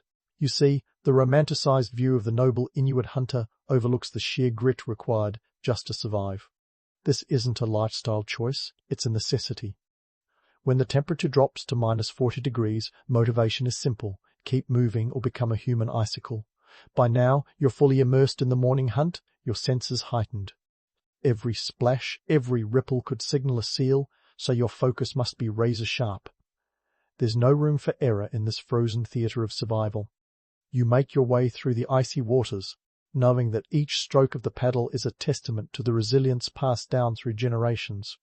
And as the sun, such as it is, climbs higher in the sky, you feel a sense of connection, not just to the land, but to the countless hunters who have come before you. They've left you with more than just tools and techniques. They've given you a legacy of survival against all odds. It's a weighty heritage, but it's also a source of immense pride. You're not just living history, you're a vital part of its ongoing story.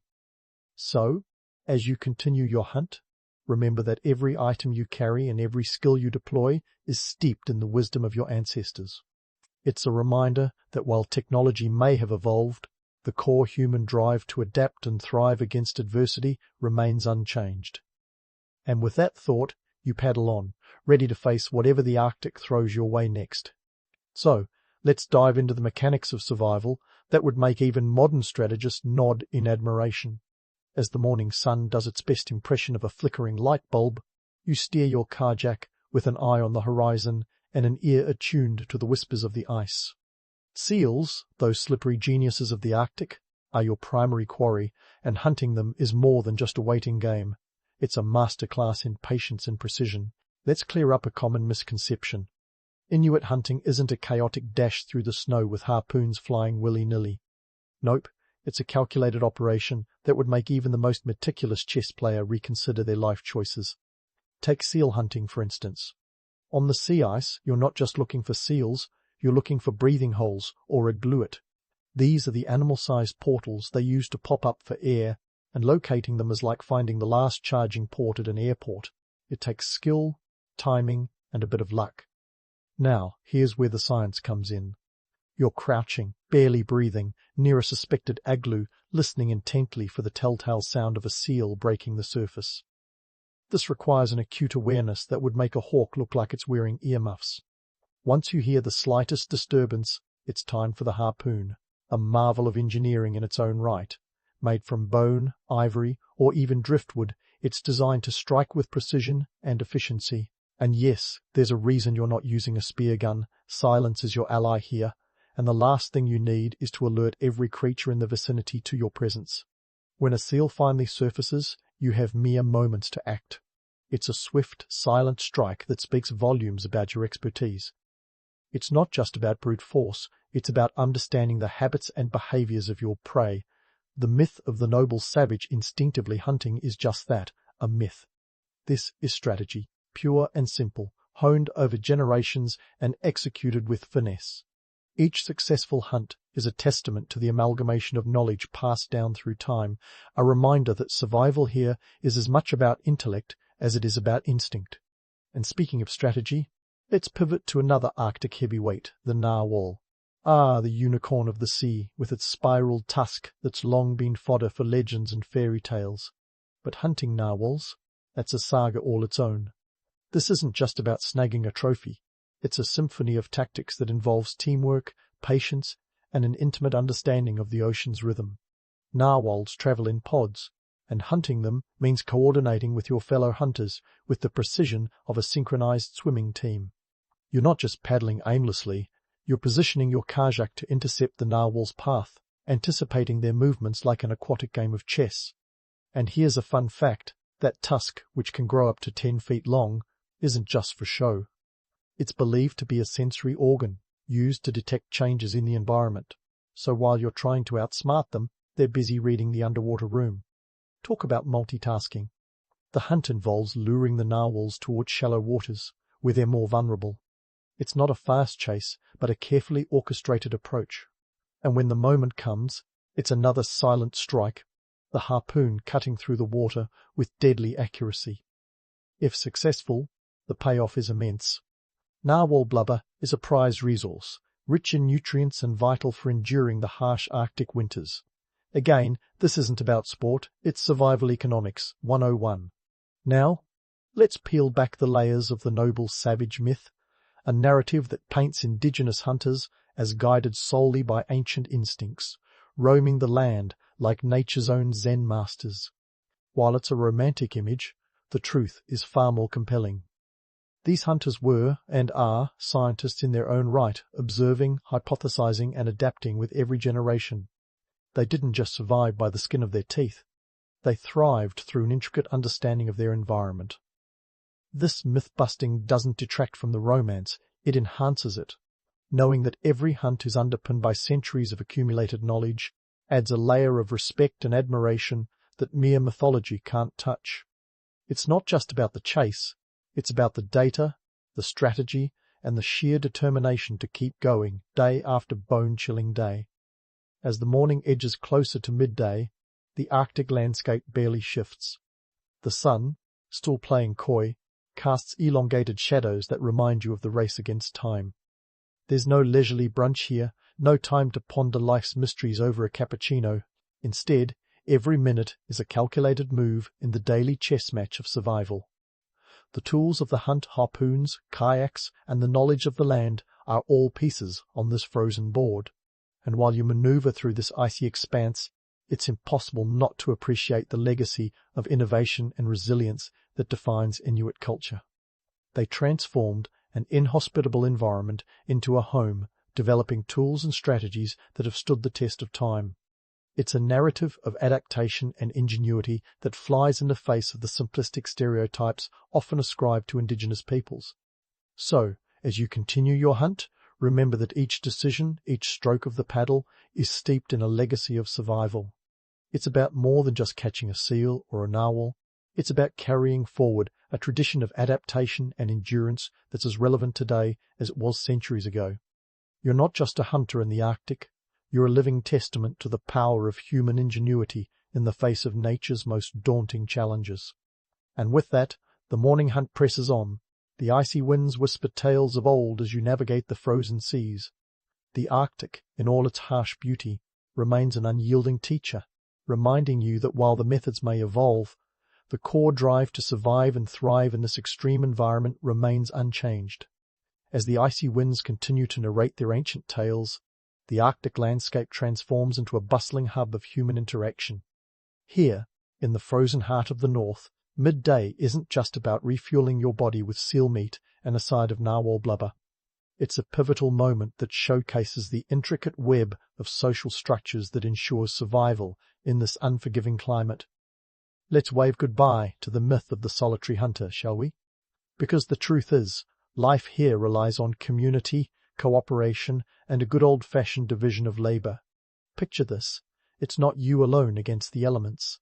It's you, your family, your extended kin, and possibly even your neighbor who owes you a favor or two.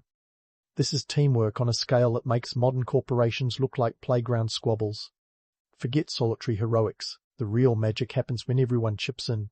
In fact, Inuit society is the original co-op, where the collective good trumps individual gain every time. The family unit is the cornerstone of this society, with roles neatly divided to maximize efficiency. The men typically handle the hunting, a task that requires not just brawn, but brains, as we've seen. Meanwhile, the women hold down the fort, a phrase that doesn't do justice to their Herculean efforts. They're the ones processing the catches, turning raw resources into usable goods. Blubber isn't just blubber, it's lamp oil, it's waterproofing, it's insulation, the Swiss Army knife of the Arctic. And while we're at it, let's give a nod to the sewing skills that make your caribou parka the envy of the tundra. Women's role in crafting clothing from animal skins is not just practical, it's art, science, and survival rolled into one. Now, let's talk numbers. When a seal is caught, it isn't just a meal, it's a community event. The meat is divided with precision that would make a master butcher proud. Everyone gets a share, from the hunters and their families to the elders who pass on wisdom and stories that are as vital as any tool. This isn't charity, it's a social contract older than the glaciers themselves. Everyone contributes, and in return, everyone eats. It's a communal potluck where the main course might be seal liver or fermented fish, and the dessert is a chance at survival through the next storm. And if you're thinking this sounds like some utopian vision, grounded in harmony and goodwill, think again. Just like any society, there are rules and expectations. Step out of line, and you might find yourself with the social equivalent of a timeout. Resources are scarce, and hoarding doesn't just make you unpopular. It puts lives at risk. So, it's less about playing nice and more about playing smart. Think of it as social networking with life or death stakes. But wait, there's more. Community extends beyond bloodlines. Alliances with other families or groups can be crucial, especially when it comes to larger hunts or trading expeditions. These relationships are like the ancient Arctic version of LinkedIn. Need a new kayak? Maybe your cousin's in-laws in the next settlement over can help. Got extra blubber? Trade it for that nifty piece of driftwood you've been eyeing. It's a barter economy that's as fluid as it is necessary. Here's a twist that would make even the most seasoned anthropologist raise an eyebrow. The practice of sharing extends to the spiritual realm. Animism, the belief that all things, animals, plants, inanimate objects, have a spirit, plays a significant role in daily life. When you hunt a seal, it's not just about the physical catch, there's a spiritual exchange. The seal's spirit is honored and respected, a practice that underscores the interconnectedness of all life. It's a philosophy that balances practicality with reverence, a reminder that even in the harshest environments, humanity finds a way to acknowledge its place in the larger web of existence. Speaking of existence, let's take a moment to appreciate the sheer grit required to maintain these social structures.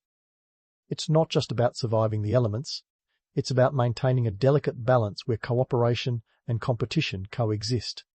You might be competing for resources, but you're also relying on your community to navigate crises.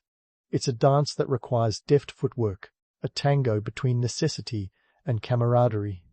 And while we're debunking myths, let's tackle another romantic notion, the idea of the Inuit as nature's stoic philosophers, serenely accepting their fate.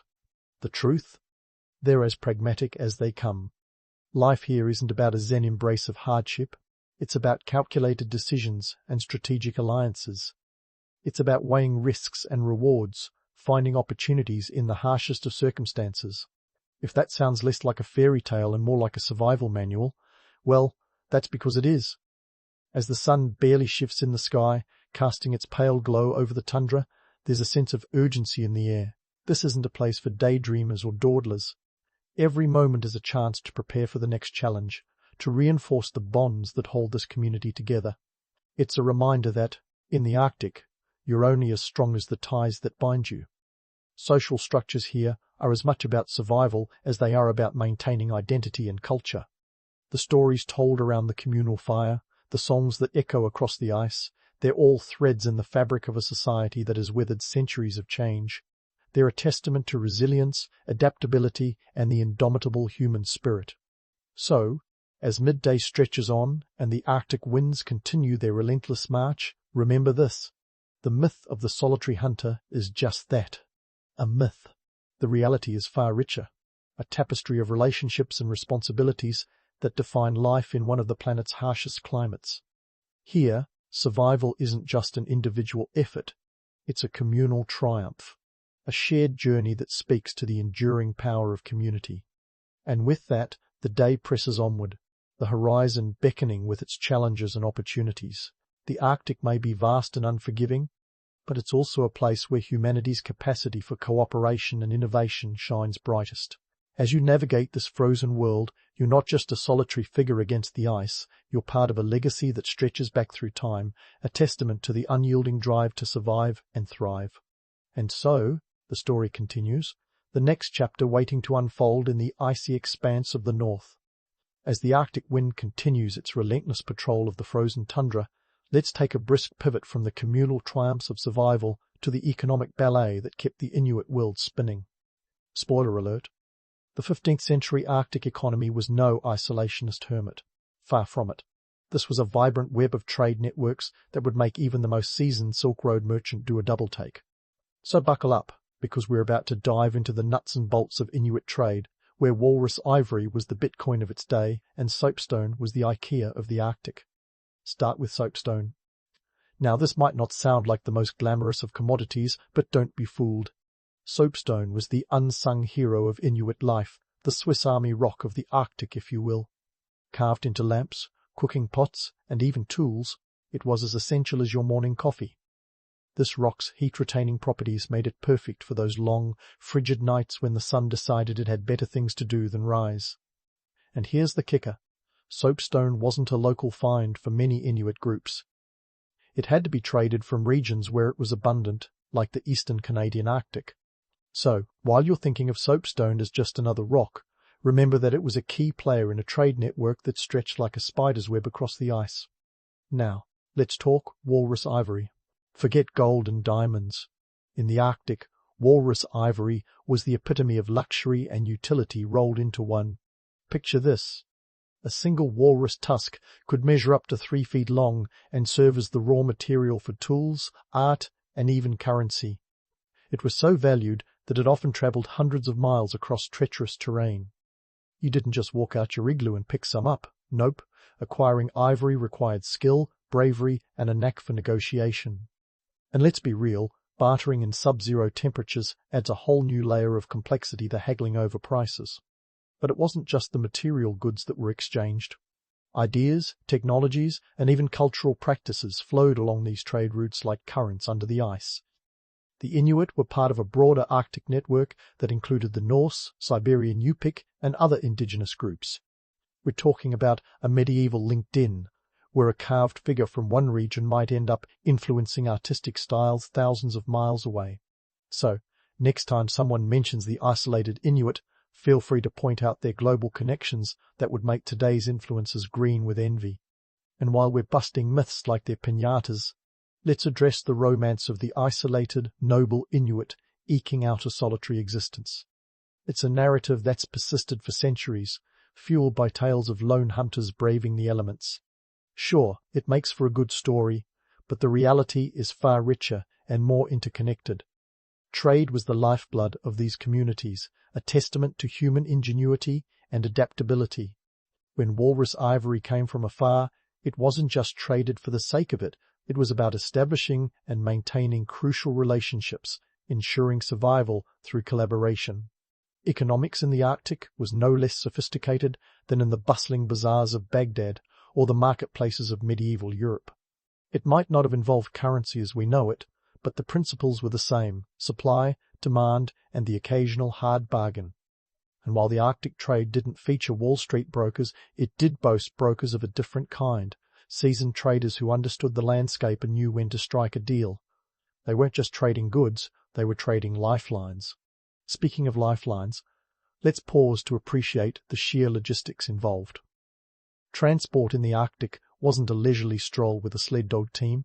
It was an epic expedition across landscapes that wanted nothing more than to see you fail. Yet these traders made it work, navigating by the stars in their own wits, moving goods over distances that would make a marathon runner blanch. It's a testament to the human spirit, the relentless drive to connect, exchange, and thrive despite every obstacle. As the sun starts to consider its descent and the Arctic shadows lengthen, think of the trade routes stretching across this icy expanse, connecting communities in a dance of give and take that's older than the ice itself.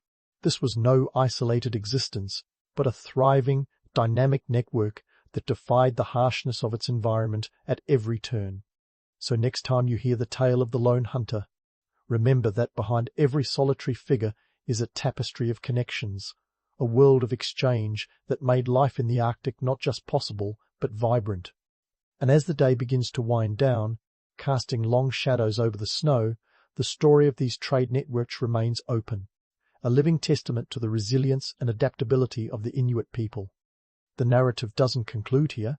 It's merely a chapter in a much larger saga of survival, ingenuity, and connection. waiting to be explored in the next part of our journey through this extraordinary landscape. As the sun dips lower, casting long shadows over the Arctic expanse, you might think it's time to pack it in and call it a day. But hold your kajak, because the Inuit world is just warming up, figuratively of course. The evening shift in this icy theatre of life is where the cultural and spiritual practices step into the spotlight, offering a rich tapestry that ties the community together tighter than the stitches on your sealskin boots. Let's start with something that might surprise you, the kulak or oil lamp. This unassuming piece of gear is the beating heart of an Inuit home. Picture a shallow stone dish filled with seal or whale blubber, its wick made from Arctic cotton or moss. It's the original multi-tool, providing light, heat, and a cooking flame in one neat package. The kulak isn't just a gadget, it's the sun in a world where the real one is notoriously stingy with its rays. In the depths of winter, when darkness reigns supreme, this humble lamp becomes a beacon of hope and survival. Now, if you're thinking the kulak is just a utilitarian object, think again. It's a symbol of family and continuity, passed down through generations, each flicker of its flame a reminder of ancestors who watched it dance long before you did. Around the kulak, stories are told, epics of hunts, tales of trickster spirits, and legends that weave the fabric of Inuit identity. These aren't just bedtime stories, they're the oral history of a people, a library encoded in narrative form, where each tale is a masterclass in survival, morality, and humour. Speaking of humour, let's debunk another myth, the idea that Inuit life was all doom and gloom, a never-ending battle against the elements. While it's true that survival here is no picnic, the Inuit have always found room for laughter and joy. Humour is a key ingredient in this cultural stew, a way to build bonds and keep spirits high when the winds howl and the temperature plummets to levels that would terrify your average thermometer. It's said that laughter is the best medicine, and in the Arctic, it's also a surefire way to stay warm. Let's not gloss over the spiritual significance of animals in this world. We're not talking about cute, Instagrammable critters. These are creatures imbued with power and meaning. Take the polar bear, or Nanook. Revered as a symbol of strength and endurance, it's both a formidable adversary and a respected figure in Inuit spirituality. Spotting a polar bear on the hunt isn't just a wildlife encounter, it's a moment loaded with spiritual weight, a reminder of the delicate balance between hunter and hunted. Then there's the raven, that feathered trickster known for its cunning and intelligence.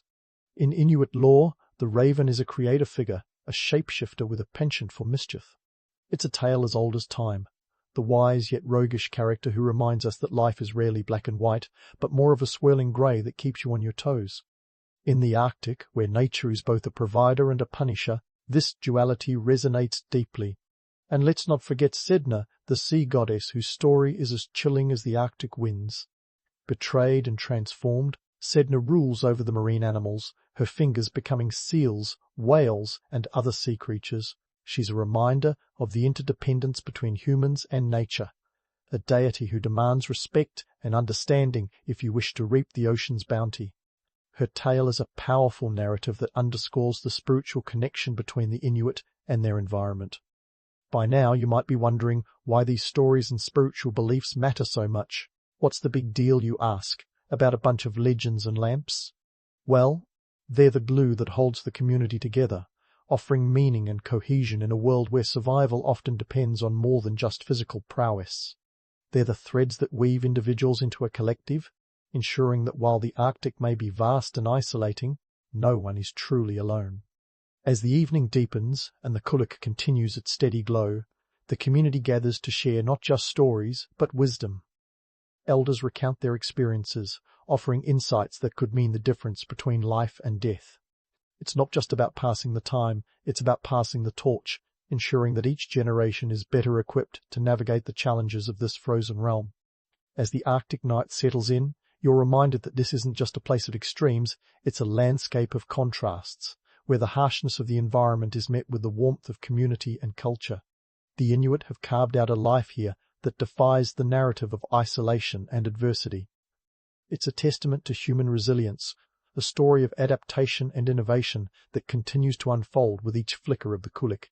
And as you tuck into your sealskin sleeping bag, reflecting on the day's adventures and lessons, take a moment to appreciate the rich tapestry of Inuit life. It's a world where the past and present coexist in harmony, where traditions and innovations walk hand in hand across the ice. This isn't just survival, it's a celebration of life in one of the planet's most challenging environments. So, as the Arctic wind sings its ancient lullaby and the stars twinkle like scattered diamonds across the night sky, remember that the story of the Inuit is far from over. It's a narrative of courage, community, and the indomitable human spirit. A story that continues to inspire and endure, just like the steady flame of the kulak.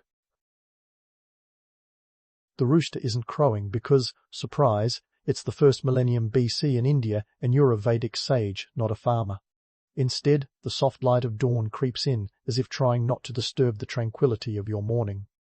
Your day begins not with a quick scroll through messages, but with a ritual older than most civilizations.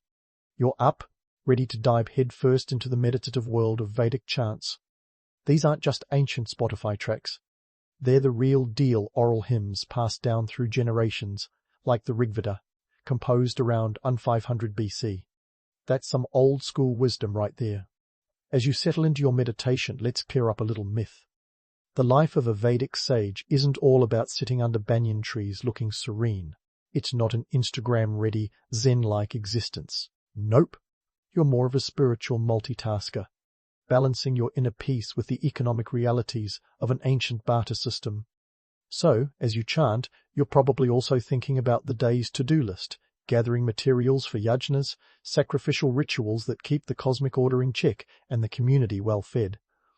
Now, let's talk ghee and soma, essential yajna ingredients. Ghee isn't just a modern health fad. It's the liquid gold of your time, used in offerings to the gods. And it doesn't come cheap. Imagine shelling out a hefty portion of your resources for a pot of this clarified butter. Then there's soma, the mysterious, possibly hallucinogenic brew that's the ancient equivalent of a double espresso shot for the gods. Procuring soma is no small feat either. It involves a trek to the mountains, or a favourable trade with neighbouring tribes, and maybe a little divine intervention if you're lucky. As you step out to gather these materials, you're navigating a world driven by the barter system, a pre-cash economy where your negotiating skills are as vital as your spiritual ones. No credit cards, no Venmo, just pure, old-fashioned trade. You might swap some of your homemade pottery or grains for that precious ghee.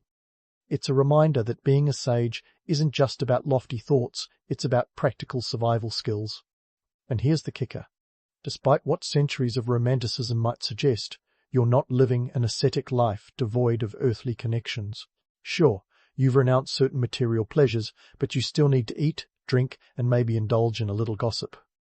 Renunciation, in this context, means you've chosen a path that values spiritual over material wealth. But it doesn't exempt you from practical concerns like securing enough resources for the next yajna or ensuring you have a good relationship with the local chieftain. Because, let's face it, even sages need allies in high places. Back to your morning routine. You finish your chants and head out with a basket made from local bamboo. The sun is rising, painting the sky with colours that would put any modern Instagram filter to shame. It's time to gather herbs and plants, maybe some kusa grass, which is as sacred as it is itchy. You're not just a sage, you're part botanist, part trader, and part community leader. Each role is essential to maintaining the delicate balance of life around you. As you walk, you might pass villages already bustling with activity. Some are grinding grains, others are tending to cattle. You make mental notes of who might have excess ghee or soma to trade. This isn't just a stroll, it's a strategic mission. You might even engage in a little small talk, checking in on local happenings. Who knows, you might hear about an upcoming festival or a new alliance between tribes. Information is as valuable as the herbs you're gathering. So, as you wander through this ancient landscape, remember that the life of a Vedic sage is as much about navigating the earthly realm as it is about exploring the spiritual one. It's a life of balance, where practical needs meet philosophical pursuits. And as you prepare for the day's yajnas, you're not just a spiritual guide, you're an essential thread in the rich tapestry of first millennium BC India. As the morning sun climbs higher, it's time to swap your botanist hat for a more political one. You're heading to the court of a local king, maybe someone like King Janaka of Vidaha. known not just for his regal flair but also for assembling an A-list of sages. Think of it as the TED Talks of the ancient world, where philosophers didn't just pontificate about life's mysteries, they wielded real influence. King Janaka's court was the intellectual hub of the time, a place where discussions could spark revolutions, both spiritual and political. Let's take a moment to unravel the notion of the sage as a hermit. Sure, the image of a lone thinker under a tree sounds poetic, but in reality, sages were the social butterflies of their age. They were deeply intertwined with the political machinery, sometimes as advisors, other times as kingmakers. These guys were the original influencers, minus the social media accounts. They had the ear of kings and the sway to shift policies. Take the sage Yajnavalkya, a heavyweight in King Janaka's court. He wasn't just sitting in the corner spouting cryptic wisdom. No, he was right in the thick of it, shaping philosophical debates that would echo through the centuries. Yajnavalkya's teachings were compiled into the Brihadaranyaka Upanishad, a text that dived deep into the nature of the self and the universe, a bestseller of its time, if you will. But let's not get too misty-eyed about this sage-king bromance. The relationship was as much about patronage as it was about intellectual exchange. In a barter economy, a sage's wisdom was a commodity, and kings were more than willing to invest. The return on this investment? A court imbued with prestige, a reputation for wisdom, and perhaps a little divine favor. After all, who wouldn't want a hotline to the gods? This network of patronage was the ancient version of LinkedIn. Sages weren't just spiritual advisors, they were strategic assets. Aligning with a powerful king could mean the difference between living in relative comfort and wandering the countryside in search of your next meal. It was a game of survival, where wisdom was currency and alliances were built on mutual benefit. The sage's role in the court was a delicate dance. On one hand, you might be advising the king on matters of statecraft or, on a good day, the meaning of life. On the other, you were navigating the treacherous waters of court politics, where a misplaced word could cost you your head or at least your position. It was a high-stakes game, and the sages were the players who understood the value of subtlety and timing. And let's not forget the occasional power plays. Some sages wielded influence to settle personal scores or advance their philosophical agendas. They could be as Machiavellian as any politician today. Imagine a sage convincing a king to embark on a war, not just for territory, but to prove a philosophical point. It's like a chess game, with human lives as the pieces. Now, about that romanticized image of the sage as an isolated thinker, it's a lovely thought, but reality begs to differ. These sages were often more plugged in than a modern-day analyst, attuned to every shift in the political landscape. They weren't just observing history, they were shaping it. It's a reminder that wisdom is useless if it remains unspoken or unheeded. As you mull over these political intricacies, it becomes clear that sages weren't merely passive recipients of royal patronage. They were shrewd negotiators, leveraging their knowledge and spiritual authority to navigate an intricate web of alliances. This wasn't just about survival, it was about ensuring their teachings and philosophies carried weight and influenced future generations. So, as you prepare to enter the court, remember that you're stepping into an arena where intellect and influence intersect. It's a place where your words could sway a king, alter policies, and maybe, just maybe, change the course of history. You're not just a sage. You're a key player in the grand theatre of 1st millennium BC India, where the stakes are high and every word counts. Stepping into the court isn't just a ceremonial exercise, it's a power move, a chess game where every nod and smile counts. Now, let's pivot our gaze from the courtly intrigues to the broader canvas of Vedic society. As a sage, you're not just a spiritual consultant to royalty, you're navigating a society steeped in the complexities of caste and social hierarchies. Welcome to the ultimate social network of the ancient world, where your birth matters as much as your beliefs. Let's start with the caste system, the dreaded social hierarchy that makes any modern office politics look like child's play. At the top of this pyramid are the Brahmins, the priestly class to which you, dear sage, belong. Your job? To uphold Dharma and keep those yajnas coming, because nothing says social stability like a well-executed sacrificial ritual. In numerical terms, Brahmins were a minority, roughly 5% of the population, yet they held a disproportionate amount of power. Talk about punching above your weight. Now, if you were a Kshatriya, you'd be strutting around in armor, flexing those warrior muscles, and defending kingdoms. The Vaishyas, the merchant class, were the ancient venture capitalists, funding everything from trade caravans to temple constructions. Finally, the Shudras were the backbone, the labor force that kept the wheels of society grinding along, albeit without the glory or the perks. And lest we forget, there were those outside the caste system altogether, the untouchables who were given the kind of jobs that everyone else pretended didn't exist. It's a grim reminder that every society has its dark corners. But wait, there's more. Enter the ashrama system, the life stages designed to keep a person's life neatly ordered. You're in the vanaprastha stage, having left behind the householder phase to pursue spiritual wisdom. Sounds idyllic, right? But here's where we peel back the curtain. The ashrama system was less a spiritual journey and more a social contract, a way to keep societal roles and responsibilities in check. Think of it as your life's to-do list, written by someone else. Let's tackle the myth of the egalitarian ashram.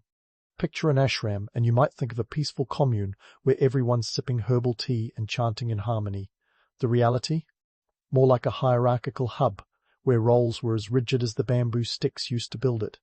Sages like you were at the top, while students and attendants handled the grunt work. And women? The unsung heroes of the ashram, often relegated to the background, their contributions essential yet undervalued. Women in Vedic society did have roles that would occasionally turn heads today. They could be educated, participate in debates, and even compose hymns. Take Gargi Vachaknavi, a woman who dared to challenge Yajnavalkya in philosophical debates. Her intellectual prowess was a rare exception in a predominantly patriarchal setup. Yet, despite these glimmers of agency, most women navigated a world where their primary roles were defined by their relationships to men-daughter, wife, mother. It's a stark reminder of the gap between the ideal and reality. As we're talking about ideals, let's not ignore the economic underpinnings of this social order. Vedic society ran on resources, and the barter system was its lifeblood. Your status as a sage depended not just on your spiritual acumen, but also on your ability to maintain these social and economic networks. It's like running a startup where you're the product, the CEO, and the marketing team. Imagine bartering your spiritual wisdom in exchange for support from the local community or even the king. This wasn't just about securing your next meal, it was about surviving in a world where resources were limited and competition was fierce. Being a sage wasn't an escape from the material world, but a strategic maneuver within it. And as the sun reaches its zenith, casting its unforgiving light on the truths of your world, it's hard not to draw parallels to modern absurdities. For all the progress we've made, social hierarchies and gender roles still cast long shadows. The myth of the egalitarian society is a comforting tale, but one that often skips over the messier realities. It's a reminder that history is less a fairy tale and more a complex tapestry woven with threads of both triumph and inequality. So, as you navigate these social structures, remember that you're not just a passive participant in the grand narrative of Vedic India, you're an active player, shaping and being shaped by the intricate dance of caste, gender, and economy. As the day marches on, you'll continue to balance these roles, a sage not just in name but in action, surviving and thriving in a world that's as complex as it is captivating. And as you ponder these structures, one thing becomes clear: the life of the Vedic sage is a lesson in the art of balancing ideals with realities. It's a life that demands constant negotiation, where wisdom is as much about knowing when to speak as it is about knowing when to listen. As you prepare for the rest of the day, you're not just reflecting on your place in this world, you're actively engaging with it, a key player in a society that is as layered as the hymns you chant. As you wrap up your morning musings, reality kicks in like a splash of cold water. It's time to shift gears and dive into the afternoon's adventures teaching. Yes, you, the revered Vedic sage, are about to slip into the role of an ancient educator. Brace yourself, because you're about to enter the Gurukula system, where the phrase "back to basics" takes on a whole new meaning. Picture this, a modest hermitage teeming with eager, or, let's be honest, sometimes not so eager young students. These kids are here to absorb the sacred texts, and it's your job to make sure they leave with more than just a glazed look in their eyes. Forget about modern classrooms with desks and whiteboards. This is learning the old school way, literally. Your classroom is the great outdoors, with Mother Nature providing the decor and the seating arrangement.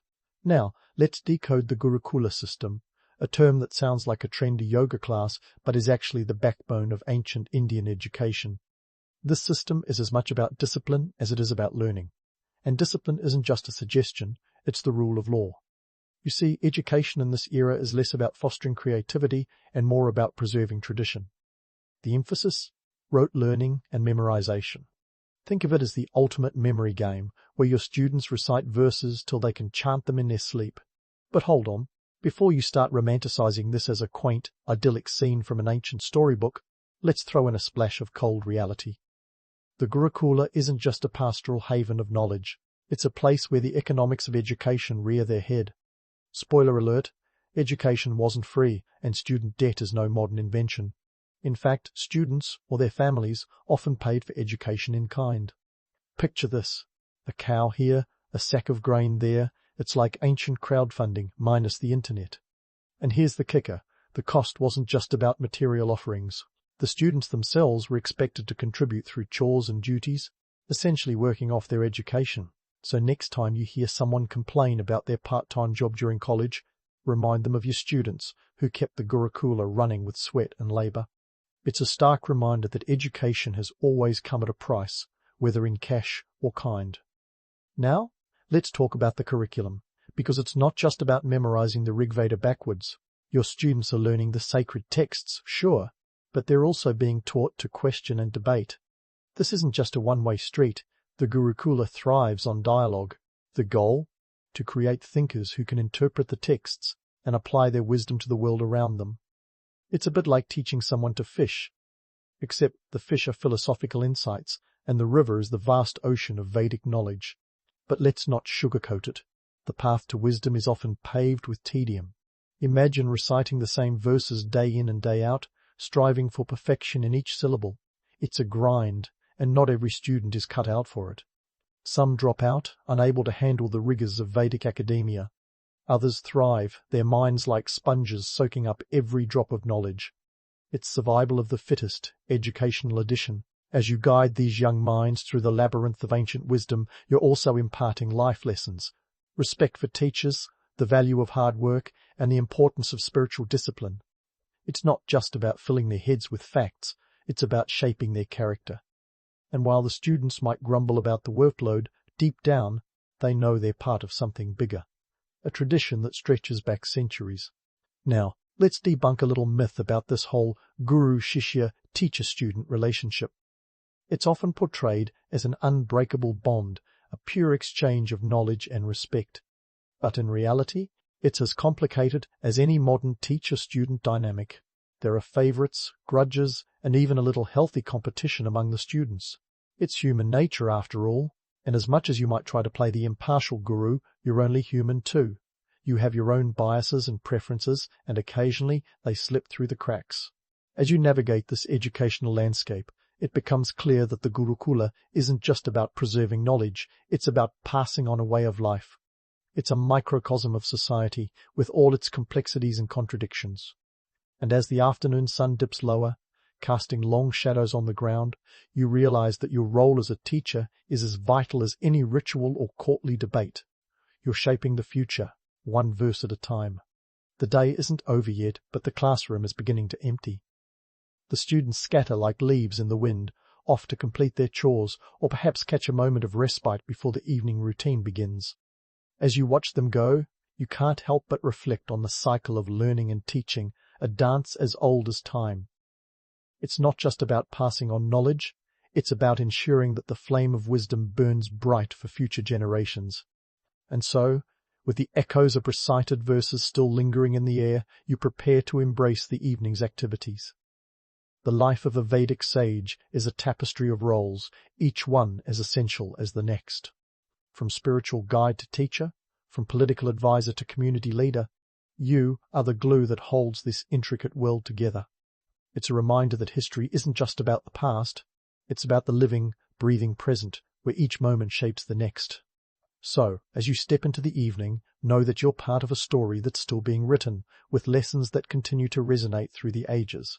As the sun begins its slow descent, bathing the world in golden hues, you shift gears from teacher to spiritual practitioner. The evening rituals are more than just a religious obligation.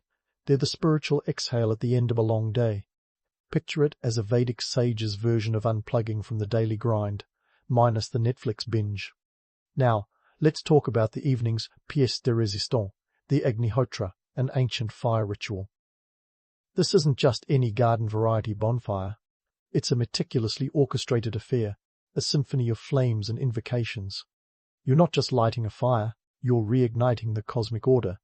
Yep, it's a big deal. The ingredients? Pure ghee, dried cow dung cakes, and rice. The cost? Think of it as ancient fireworks.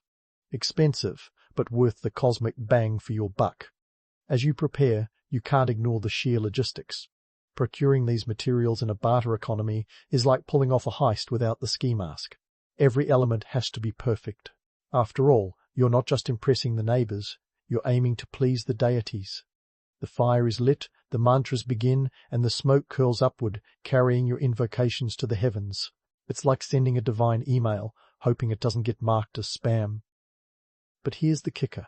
While the Agnihotra is steeped in divine purpose, it's also a social event.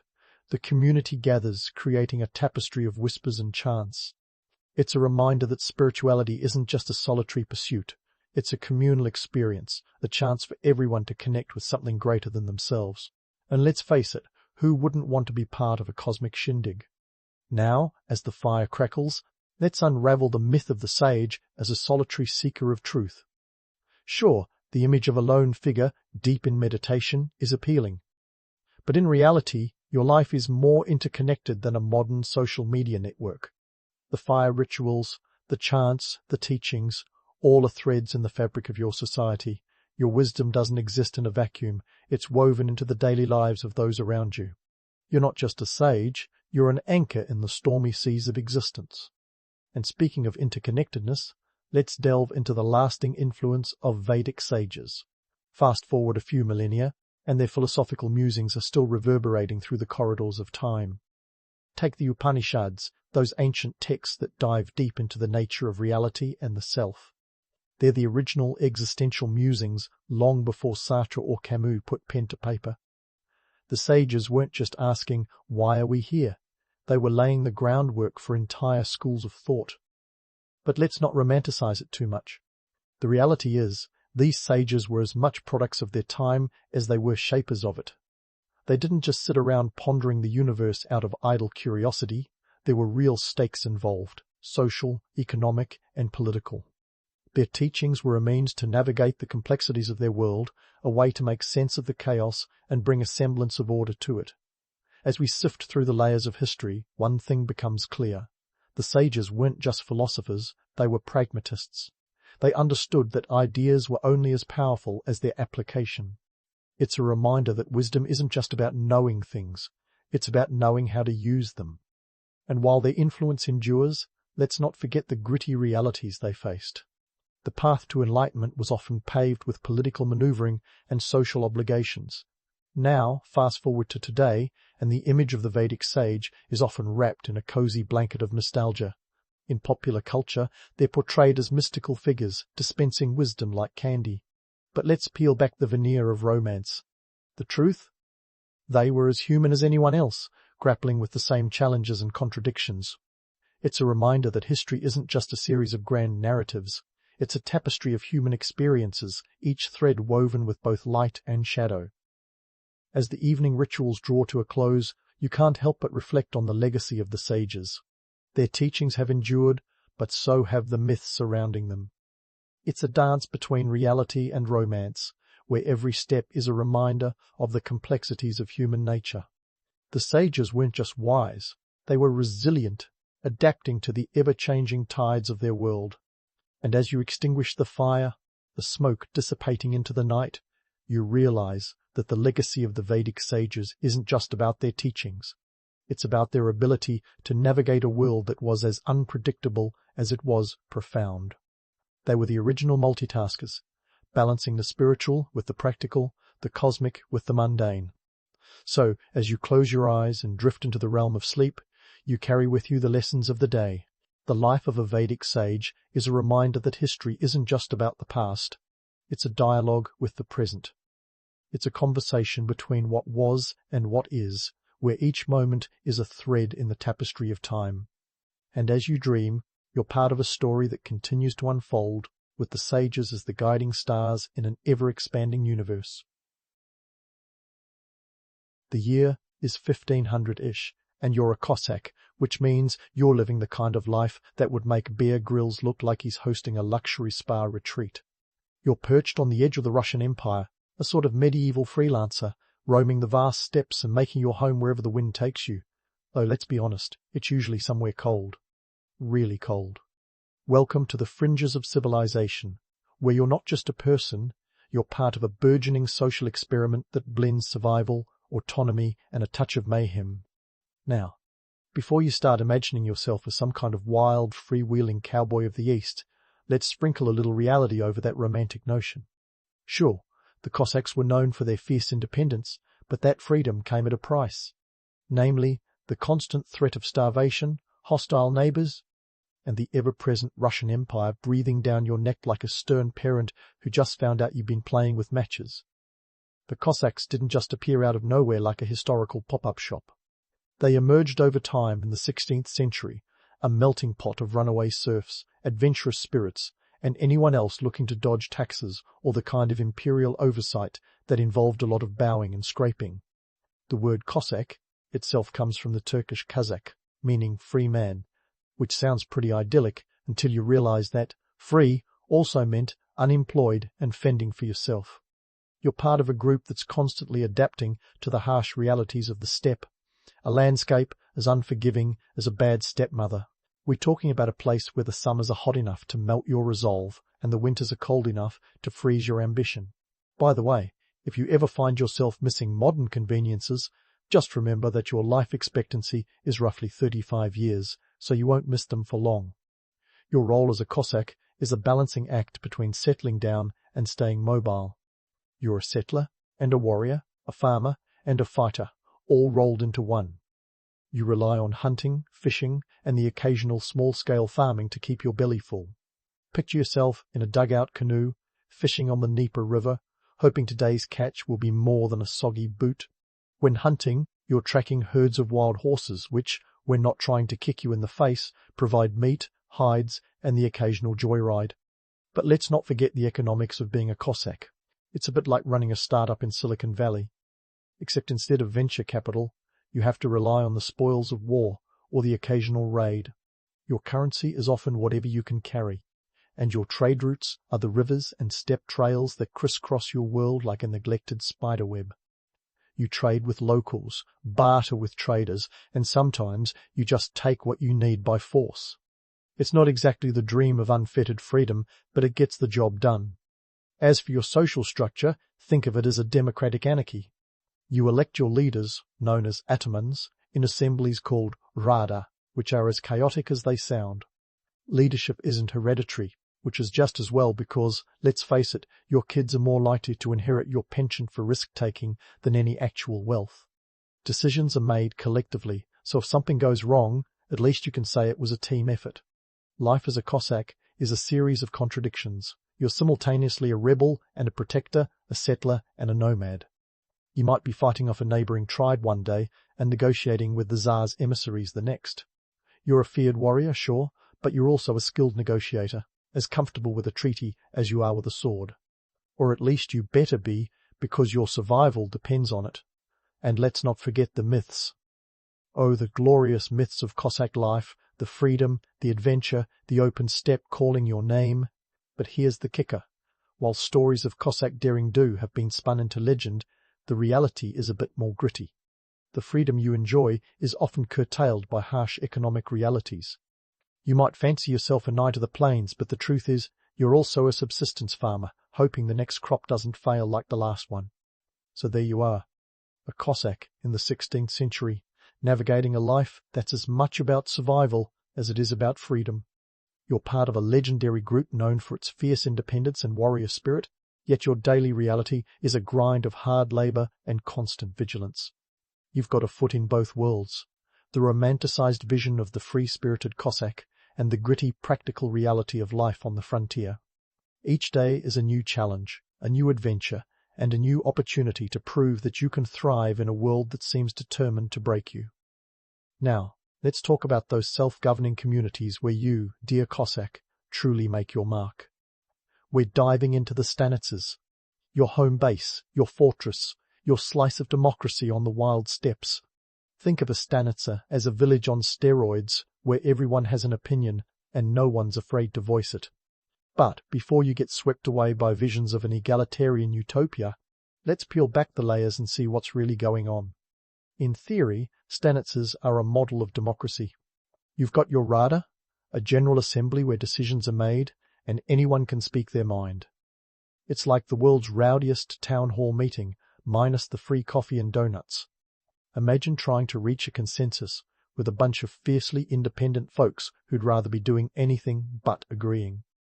Leadership is chosen not by birthright, but by merit, or at least by who can shout the loudest and make the most compelling case for why they should lead. Enter the ataman, your elected leader. It's a coveted role, but not exactly a cushy gig. You're expected to lead raids, negotiate treaties, and, oh yeah, make sure the stanitsa doesn't starve. No pressure. Now, don't let the democratic facade fool you. Just like any political system, there's a pecking order. The ataman might be elected, but you'd better believe he's got a circle of advisors and power brokers whispering in his ear. And while anyone can technically stand up and propose a new idea at the rada, it's often the most charismatic or the most intimidating. Who get their way? So much for pure egalitarianism. Internal conflicts simmer beneath the surface, fueled by personal rivalries, old grudges, and the ever-present struggle for resources. You might be one big Cossack family, but that doesn't mean everyone plays nice.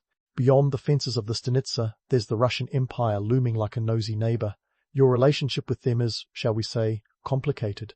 On one hand, you're a thorn in their side, a symbol of freedom that defies their control.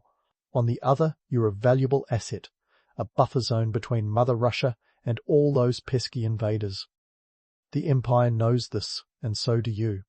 It's like living next door to a grumpy landlord who occasionally brings you cookies when they're not trying to evict you. The Cossacks, with their unique brand of autonomy, offer the Empire strategic advantages. You're the first line of defense against the Crimean Khanate, the Ottoman Empire, and any other power with designs on Russian territory. In return, you get a bit of leeway, a little breathing room, and the occasional tax break, if you're lucky. But here's the kicker. Your loyalty to the Tsar is as flexible as a gymnast in the Olympics.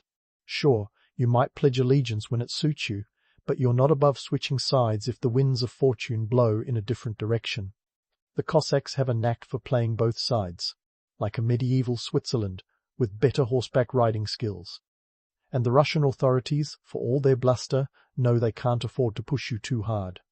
It's a delicate dance, a constant negotiation where both sides pretend to like each other just enough to avoid open conflict. The strategic benefits you offer the Empire are undeniable. You're their wild card, their unpredictable ally who can be counted on to stir up trouble when needed, and to defend the motherland when it really counts. But make no mistake, you're also a reminder of what the Empire fears most, a society that thrives outside their control, a living testament to the power of autonomy. And while they might publicly celebrate your victories, they're privately wary of your independence. It's a relationship built on necessity, not trust. So there you are, navigating the socio-political maze of Cossack life, where democracy meets hierarchy and autonomy walks a tightrope over loyalty. You're part of a system that's as complex as it is contradictory, where the romanticized image of the free-spirited Cossack collides with the harsh realities of political maneuvering and survival. And as you sit in the rada, debating the future of your stanitsa, you can't help but wonder if true freedom is ever really possible, or if it's just another myth in the ever-evolving legend of the Cossacks. So, as you sit in the rada, debating the future of your stanitsa, you can't help but wonder if true freedom is ever really possible, or if it's just another myth in the ever-evolving legend of the Cossacks. And speaking of legends, it's time to dive into another one. the Cossacks as the unstoppable force of cavalry might. Saddle up, because we're about to gallop through the gritty reality behind the myth of the invincible Cossack horseman. First off, let's talk about the horse, your four-legged partner in crime. The Cossacks' bond with their horse was like a medieval buddy cop duo, minus the snarky dialogue, but with just as many high-speed chases. These weren't your average plough-pulling nags either. Cossack horses were the compact, hardy steppe breeds bred for stamina and speed. Think of them as the all-terrain vehicles of the animal kingdom, capable of covering up to 100 kilometers a day without breaking a sweat. In a world where speed could mean the difference between life and a very unpleasant death, your horse was your best friend, battle buddy, and getaway car all rolled into one. Now, let's get into the nuts and bolts, or should I say swords and stirrups, of Cossack military prowess. Your arsenal was both diverse and deadly, featuring sabres, lances, bows, and eventually firearms. The Cossack sabre, or shushka, was a curved beauty designed for slashing, perfect for the rapid hit-and-run tactics that were your bread and butter. And those bows? They weren't just for show. Cossacks were expert archers, capable of firing accurately while at full gallop, a skill that's as impressive as it sounds, considering the lack of modern stabilizers or scopes. Tactically, the Cossacks were the guerrilla warfare specialists of their time. Forget orderly lines and rigid formations. Your strength lay in mobility and surprise. You favored ambushes, raids, and quick, decisive strikes. In battle, you moved like a swarm of bees, stinging from all sides and disappearing before the enemy knew what hit them. This unpredictability made the Cossacks both feared and respected across the vast Eurasian steppe. But it wasn't all action movie heroics. Each raid or battle required meticulous planning, scouting, and execution. Fail to prepare, and you'd find yourself outflanked, outnumbered, and out of luck. But hold your horses. Literally, because while the legend of Cossack invincibility is intoxicating, the reality was a bit more sobering. Sure, you had your share of victories, but you also suffered defeats that would make any Cossack hang their head in shame. Take, for instance, the Battle of Berestechko in 1651, one of the largest battles of the 17th century. The Cossacks, led by Bodin Khmelnytsky, were up against the Polish-Lithuanian Commonwealth. Despite their fierce reputation, the Cossacks were soundly defeated, with losses estimated in the thousands. Not exactly a glorious page in the Cossack annals. So what about those tales of Cossack heroics in the Russo-Turkish Wars? Ah, the stuff of epic poetry and patriotic songs. The Cossacks played a crucial role here, acting as the vanguard for Russian forces. Their deep knowledge of the steppe and innovative tactics made them invaluable in harassing Ottoman supply lines and conducting reconnaissance. Yet, even as they were celebrated for their bravery, the economic cost of maintaining their martial lifestyle was significant. Armor, weapons, and horses weren't cheap, and the constant need to replace lost gear took a heavy toll on Cossack communities. War might have been profitable in the short term, but it was also a drain on resources and manpower. Speaking of economics, let's pull back the curtain on the financial realities of being a Cossack warrior. Spoiler alert, it wasn't all riches and spoils. Maintaining the gear and horses needed for battle was like owning a sports car, great in theory, but brutal on the wallet.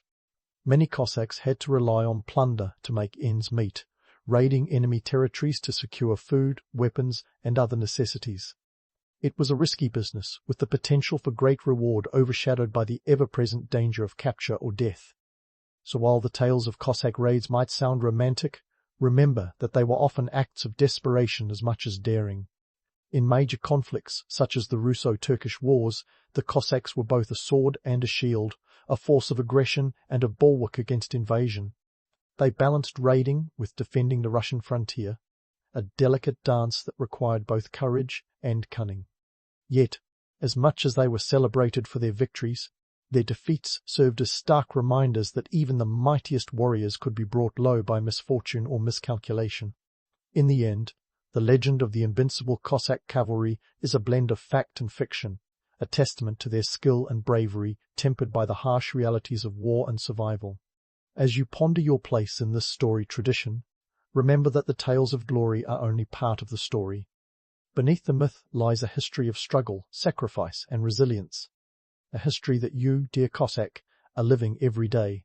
And as you ride into the next battle, know that your legacy is being written not just in triumphs, but in the lessons learned from every hard-fought campaign.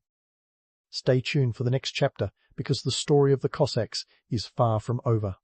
As you ride into the next chapter of Cossack life, the echoes of hooves and the clang of sabres fade into a different kind of symphony, the rich cultural tapestry that binds your community.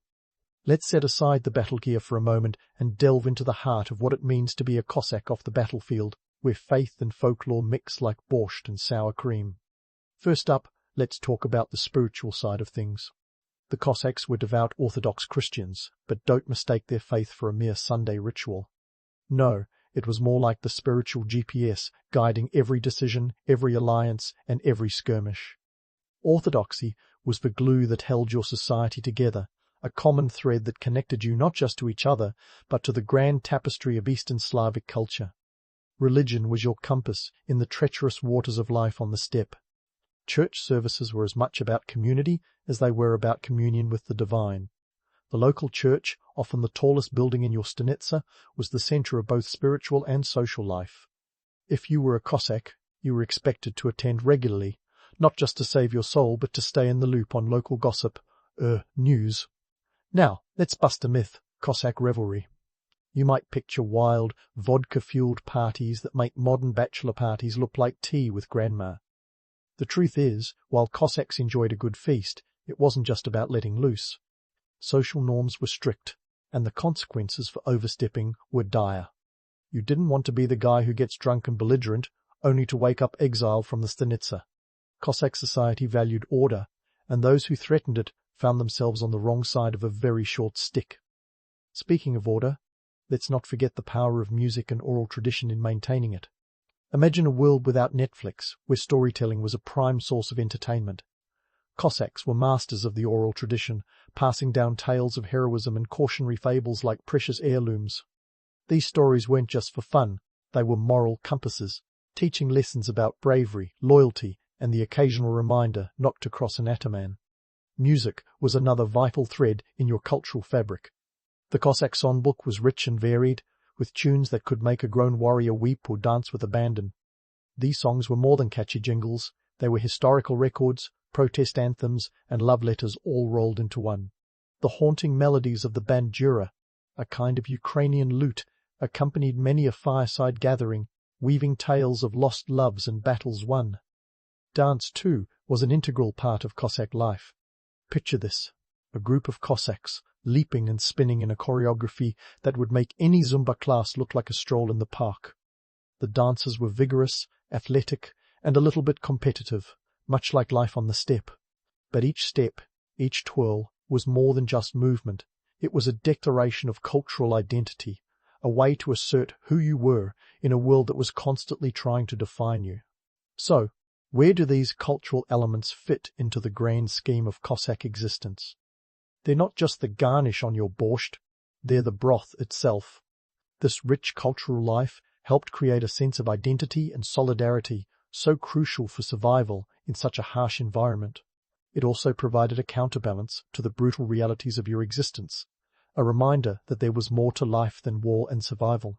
Religious and cultural practices also played a role in your interactions with neighboring peoples. The Orthodox faith was a point of connection and sometimes contention with the Russian Empire. Shared religious beliefs could smooth over political tensions, but they were just as likely to fan the flames of conflict. The Cossacks' adherence to orthodoxy made them natural allies in the eyes of the Tsar, yet their fierce independence often put them at odds with imperial ambitions. So, while the myths of Cossack revelry and bravado might paint you as a freewheeling adventurer, the reality is a life of disciplined faith and cultural cohesion. Behind the legends is a community that thrived not just on the battlefield, but in the chapel, the dance floor, and around the fire. These cultural and religious practices were the foundation of Cossack identity, the invisible threads that wove together the vibrant tapestry of your life on the steppe. As you ponder your place in the storied tradition, remember that the tales of glory are only part of the story. Beneath the myth lies a history of struggle, sacrifice, and resilience, a history that you, dear Cossack, are living every day.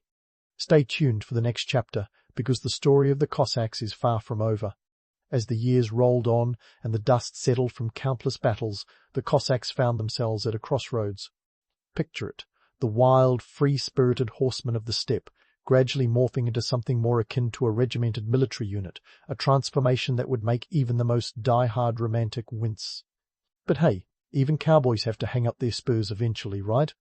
Let's dive into the nitty-gritty of how the Cossacks went from being the rebels of the Russian steppe to becoming a cog in the imperial machine. By the late 17th and early 18th centuries, the Russian state, under the likes of Peter the Great, was starting to eye the Cossacks less as a bunch of unruly mavericks and more as potential assets. Peter, that ambitious Tsar with a penchant for modernization, saw the value in having these skilled horsemen on his side. After all, why wage war against them when you could, hire them? In a move that was as strategic as it was pragmatic, the Russian Empire began the process of integrating the Cossacks into its military structure. The carrot? Official recognition and a degree of autonomy that was the political equivalent of a backhanded compliment. The stick? You guessed it, military service in the Tsar's army. By the mid-18th century, Cossack hosts were formally organized into state-sanctioned units, complete with ranks and uniforms. The price of this newfound status? Absolute loyalty to the Tsar, which was about as reliable as a paper umbrella in a hurricane. Economically, this shift was a double-edged sword. On one hand, serving the state meant a steady paycheck, or something resembling one anyway. On the other, the Cossacks were now expected to fund their own equipment and horses. Imagine being told you've got a job with benefits, only to find out the benefits are actually just more responsibilities. The financial burden was heavy, and many Cossacks struggled to keep up with the demands of their new roles. It was a far cry from the freewheeling raiders of yore, but hey, at least the paperwork was minimal. Politically, this integration was a masterstroke by the Russian Empire. By co-opting the Cossacks, the state effectively neutralized a potential threat while bolstering its military might. The Cossacks, in turn, gained a certain prestige as defenders of the realm, though their legendary independence was now more myth than reality. It was a classic case of quid pro quo, with the Cossacks trading a slice of autonomy for a place at the imperial table, albeit a small, slightly wobbly one. Culturally, the Cossacks left an indelible mark on Russian society. Even as they became more integrated into the state apparatus, their traditions and ethos continued to influence Russian identity. The fierce Cossack spirit, a blend of resilience and rebellion, became a symbol of national pride. Folk songs and stories celebrated their exploits, painting them as the quintessential Russian warriors, fearless, free, and a little bit reckless. It's the kind of romanticization that makes for great ballads and not so great realities. Yet, beneath the surface of these grand narratives lay the harsh truths of adaptation and survival. The Cossacks were masters of change, bending with the winds of fortune like the tall grasses of the steppe. They had to be. Life was a constant negotiation between maintaining their cultural identity and adapting to the demands of an ever-expanding empire. Their legacy is one of endurance, a testament to their ability to navigate the shifting sands of history without losing their footing entirely. Fast forward to the 19th century, and the Cossacks were firmly entrenched as an essential part of the Russian military machine. They played pivotal roles in numerous conflicts, from the Napoleonic Wars to the Crimean War, acting as both cavalry and border guards. It was a far cry from their origins as frontier outlaws, but their reputation as fierce fighters remained intact. It's funny how history has a way of turning rogues into heroes, isn't it? So, what about the myths? Oh, they persisted all right. The image of the Cossack as the romantic, untamed warrior of the steppe continued to capture the imagination, even as the reality became more regimented. It's a classic case of nostalgia trumping fact, a reminder that we humans love our legends, even when they're more wishful thinking than reality. In the grand tapestry of Russian history, the Cossacks are a vivid thread woven with tales of bravery, rebellion, and adaptation. Their journey from autonomous warriors to state-sanctioned soldiers is a reflection of broader historical currents, an illustration of how societies evolve and individuals adapt. It's a story of resilience and pragmatism, of daring and duty, of myth and reality entwined. As you close the book on this chapter of Cossack history, take a moment to appreciate the complexities of their legacy. They were not just the swashbuckling heroes of legend, Nor were they merely tools of the state. They were a people who carved out a unique place in the annals of history, leaving behind a legacy that continues to resonate in Russian culture and beyond. So, the next time you hear a Cossack song or see a portrayal of them in film, remember the layers beneath the surface. The Cossacks were more than just warriors. They were survivors, innovators, and a testament to the enduring spirit of those who refuse to be defined solely by the times they live in. And isn't that a legacy worth remembering?